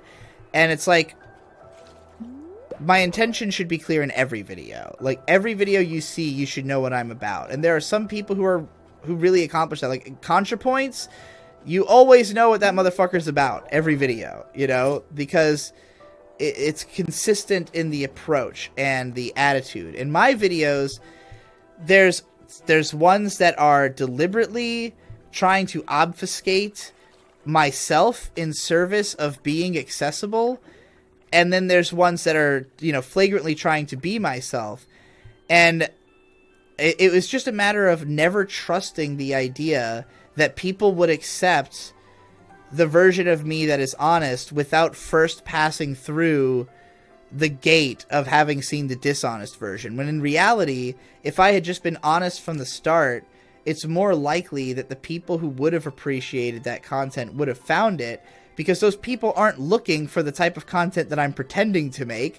They're looking for the type of content I would have actually been making. And the reason I wasn't making that content is that I convinced myself it was cringe. And the reason I convinced myself it was cringe is because I never got positive affirmation for it. And so I stuck with the things that I had gotten positive affirmation for. And to some extent, it is wise to be aware of your own talents and to, you know, to capitalize on things that you're good at, especially as a means to live. But, like, if you constantly ignore the actual thing that you want to be doing and, like, the emotional state you want to be in, in favor of, something logical, then you are never going to satisfy those emotions. And, again, to get back to the comfort zone things I was trying to talk about earlier, like, I think that where you fall on the neurotyping chart has only as much to do with what you're capable of as it does with what you're comfortable with. And I think that there are people who are extremely emotional thinkers who feel the most comfortable being in a state where they ignore their emotions as much as possible and just try to work as hard as they can to put those emotions out of mind, because it's uncomfortable for them to feel emotions. And I feel the opposite of that. For me, it's uncomfortable to try to put my emotions aside and look at things logically. For me, like, stopping the emotional state, stopping the indulgence in the mood that I am in, because I feel like I need to be in there until I get it. I need to get it in order to move on. What is the benefit of understanding the way I feel as best I can? It's that I have a greater level of emotional understanding. Well, what are the benefits of emotional understanding? Like, what are roles in this life where emotional understanding benefits you? Well, it doesn't benefit you in making money. It doesn't benefit, I mean, it can benefit you in making money insofar as if you make art that people emotionally connect with, and those people have money that they are willing to give you, then you can find a way to get money from them. But that's the most cynical way of looking at the benefits of emotional understanding. And again, if your goal is to make money, there's a lot of better ways of doing it than emotional understanding, But, like, if your goal is, like, to help people, or if your goal is to be, like, a parent or something, emotional understanding is the most important. Like, I think most of the struggles we have with raising our children are that we don't understand them. That, like, parents don't get their kids, because in order for them to relate to their children, they would have to be able to understand the mode of thinking that a child has, which you grow increasingly distant from the more you have to deny your own identity in order to fit into your worldview or the world as you see it. It's like children don't make the kinds of assumptions about themselves or about the world that other people do. And it's easy for me to relate to children in that way because of the fact that I had different assumptions about the world from most people, and therefore I feel the way a child feels when I'm talking to people, and people treat me like a child. People treat me like I don't know what I'm talking about. People treat me like I'm crazy because I have these understandings that cannot be put so easily into a lexical package and just be like, this is the explanation of what I'm talking about. It's like, I know what I'm talking about. I just don't know, I don't know how to put it in a way that makes the kind of sense that will cause the idea to form in your mind the same way it has in mine, because it's been written in my mind in my language, and I have to translate it to your language. And in order for me to do that, I have to understand your language, and you can't understand the language of somebody whose culture you don't understand, because language arises from culture. And so it always comes down to this matter of, like, understanding the culture so you can understand the language so you can communicate. Well, what languages am I well versed in? I'm pretty good with the English language, but I'm also really good with the language of media, and particularly the language of anime, because I've seen enough of it to study its lexicon, And so that's a way that I'm able to communicate with people. If you understand anime, then I can communicate with you. Or if you understand the English language and its particulars and ins and outs really well, I might be able to communicate with you. But, if you have people smarts, if you have street smarts, these are things that, were more difficult for me to connect with earlier in life because I didn't understand the emotions of the people we're approaching them with. And so I thought of myself as bad with social interactions, bad at understanding people. But this is not the case. It's that I thought that I was bad at those things. I thought that I was better at logic because through logic I've been able to communicate with people and have them understand me. But logic is not the means by which I think, it is merely the means by which I translate my thinking for others. For other people to actually be speaking my language, those are the people I would truly feel comfortable with, you know? And like, my family speaks my language, my wife speaks my language, and a lot of my fans speak my language. And I do feel comfortable with a lot of those people, and that's why I've you know, why I opened up my Discord, why I've been reaching out to people more, why I'm doing something like this.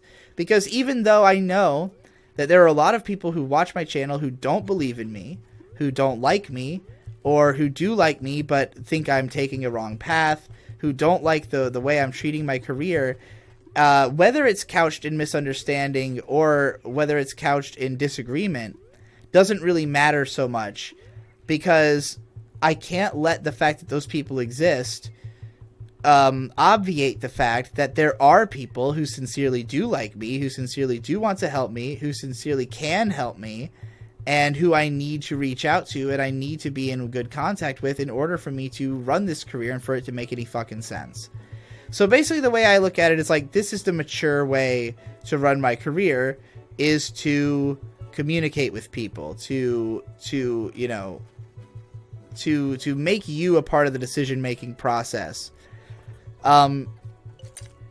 There's all kinds of things that I have to do, and I'm not going to get into all of it here and now because, like, this video is already long as shit. I need to make a list, and I'm already interested in what the response will be to this, and, you know, obviously if I plan to do one of these every day, then it won't take very long before we reach a point where, you know, where the conversation has progressed significantly. But, and where I've had more opportunities to talk about the different things on my mind. And I've had so much on my mind. Like, we've barely scratched the surface of things that I could have talked about in this video. But again, it's just like, the longer I put it off, the more I try to say, the longer I've just been silent. The longer I'm trapped inside my own head, thinking all this by myself and literally not letting you in. Like, I've got a month of buildup of shit to talk about that I haven't found the words to talk about, you know, that I want to talk about with all of you. And, you know, this is the beginning of that conversation. So the conversation will continue tomorrow. So the number one things I want to know are, like, what do you think about my idea of making my Patreon specifically for the Otagonzo tapes, of releasing the, you know, like, releasing those probably once a week, that being the main content of the channel. And then, you know, whether or not I make, like, other big anime analysis videos will just depend on the rate at which I have ideas and can execute them and can get them done. I have a video that I'm working on for Pride Month that will be the sequel to the 5 Yuri classics you should watch for Pride Month. That it's 5 trans classics you should watch for Pride Month. I'm most of the way through Stop Hibari-kun for the sake of this list. I absolutely love this show. This is definitely one of my favorite anime. Hibari-kun, Hibari-chan is an idol for me, an absolute icon, a character who I, you know, am taking a lot of inspiration from. So I'm enjoying that quite a bit. And, you know, so I'm going to make that video for sure, because it's not a hard video to make. It's just a matter of watching the trans shows, which I want to do. And then I have an idea for doing a big video on Mashimo Koichi, the guy who led B-Train. If I do that, it will be a huge video because I have to watch all his shows, and I don't know how long that'll take. You know, I tend to have ideas like that and then talk about them like they're going to get done in a month, because, again, it could be done in a month.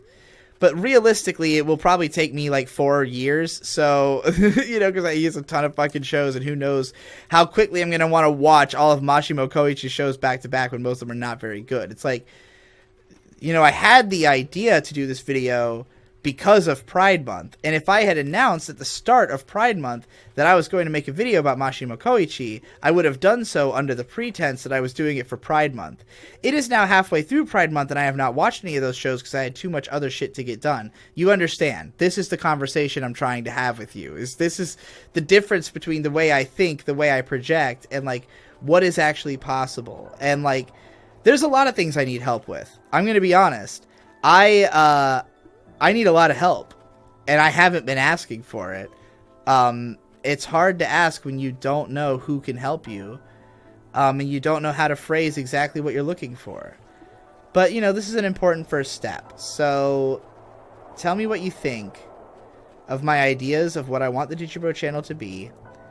You know, I want my life to not be... I don't want to be somebody who gets paid to be a public figure anymore.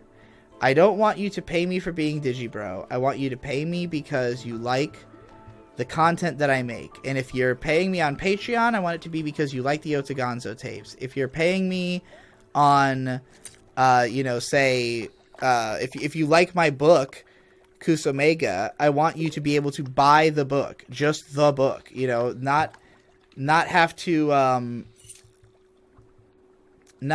be a patron to support something, you know, to support my whole existence on the off chance I'll write another volume.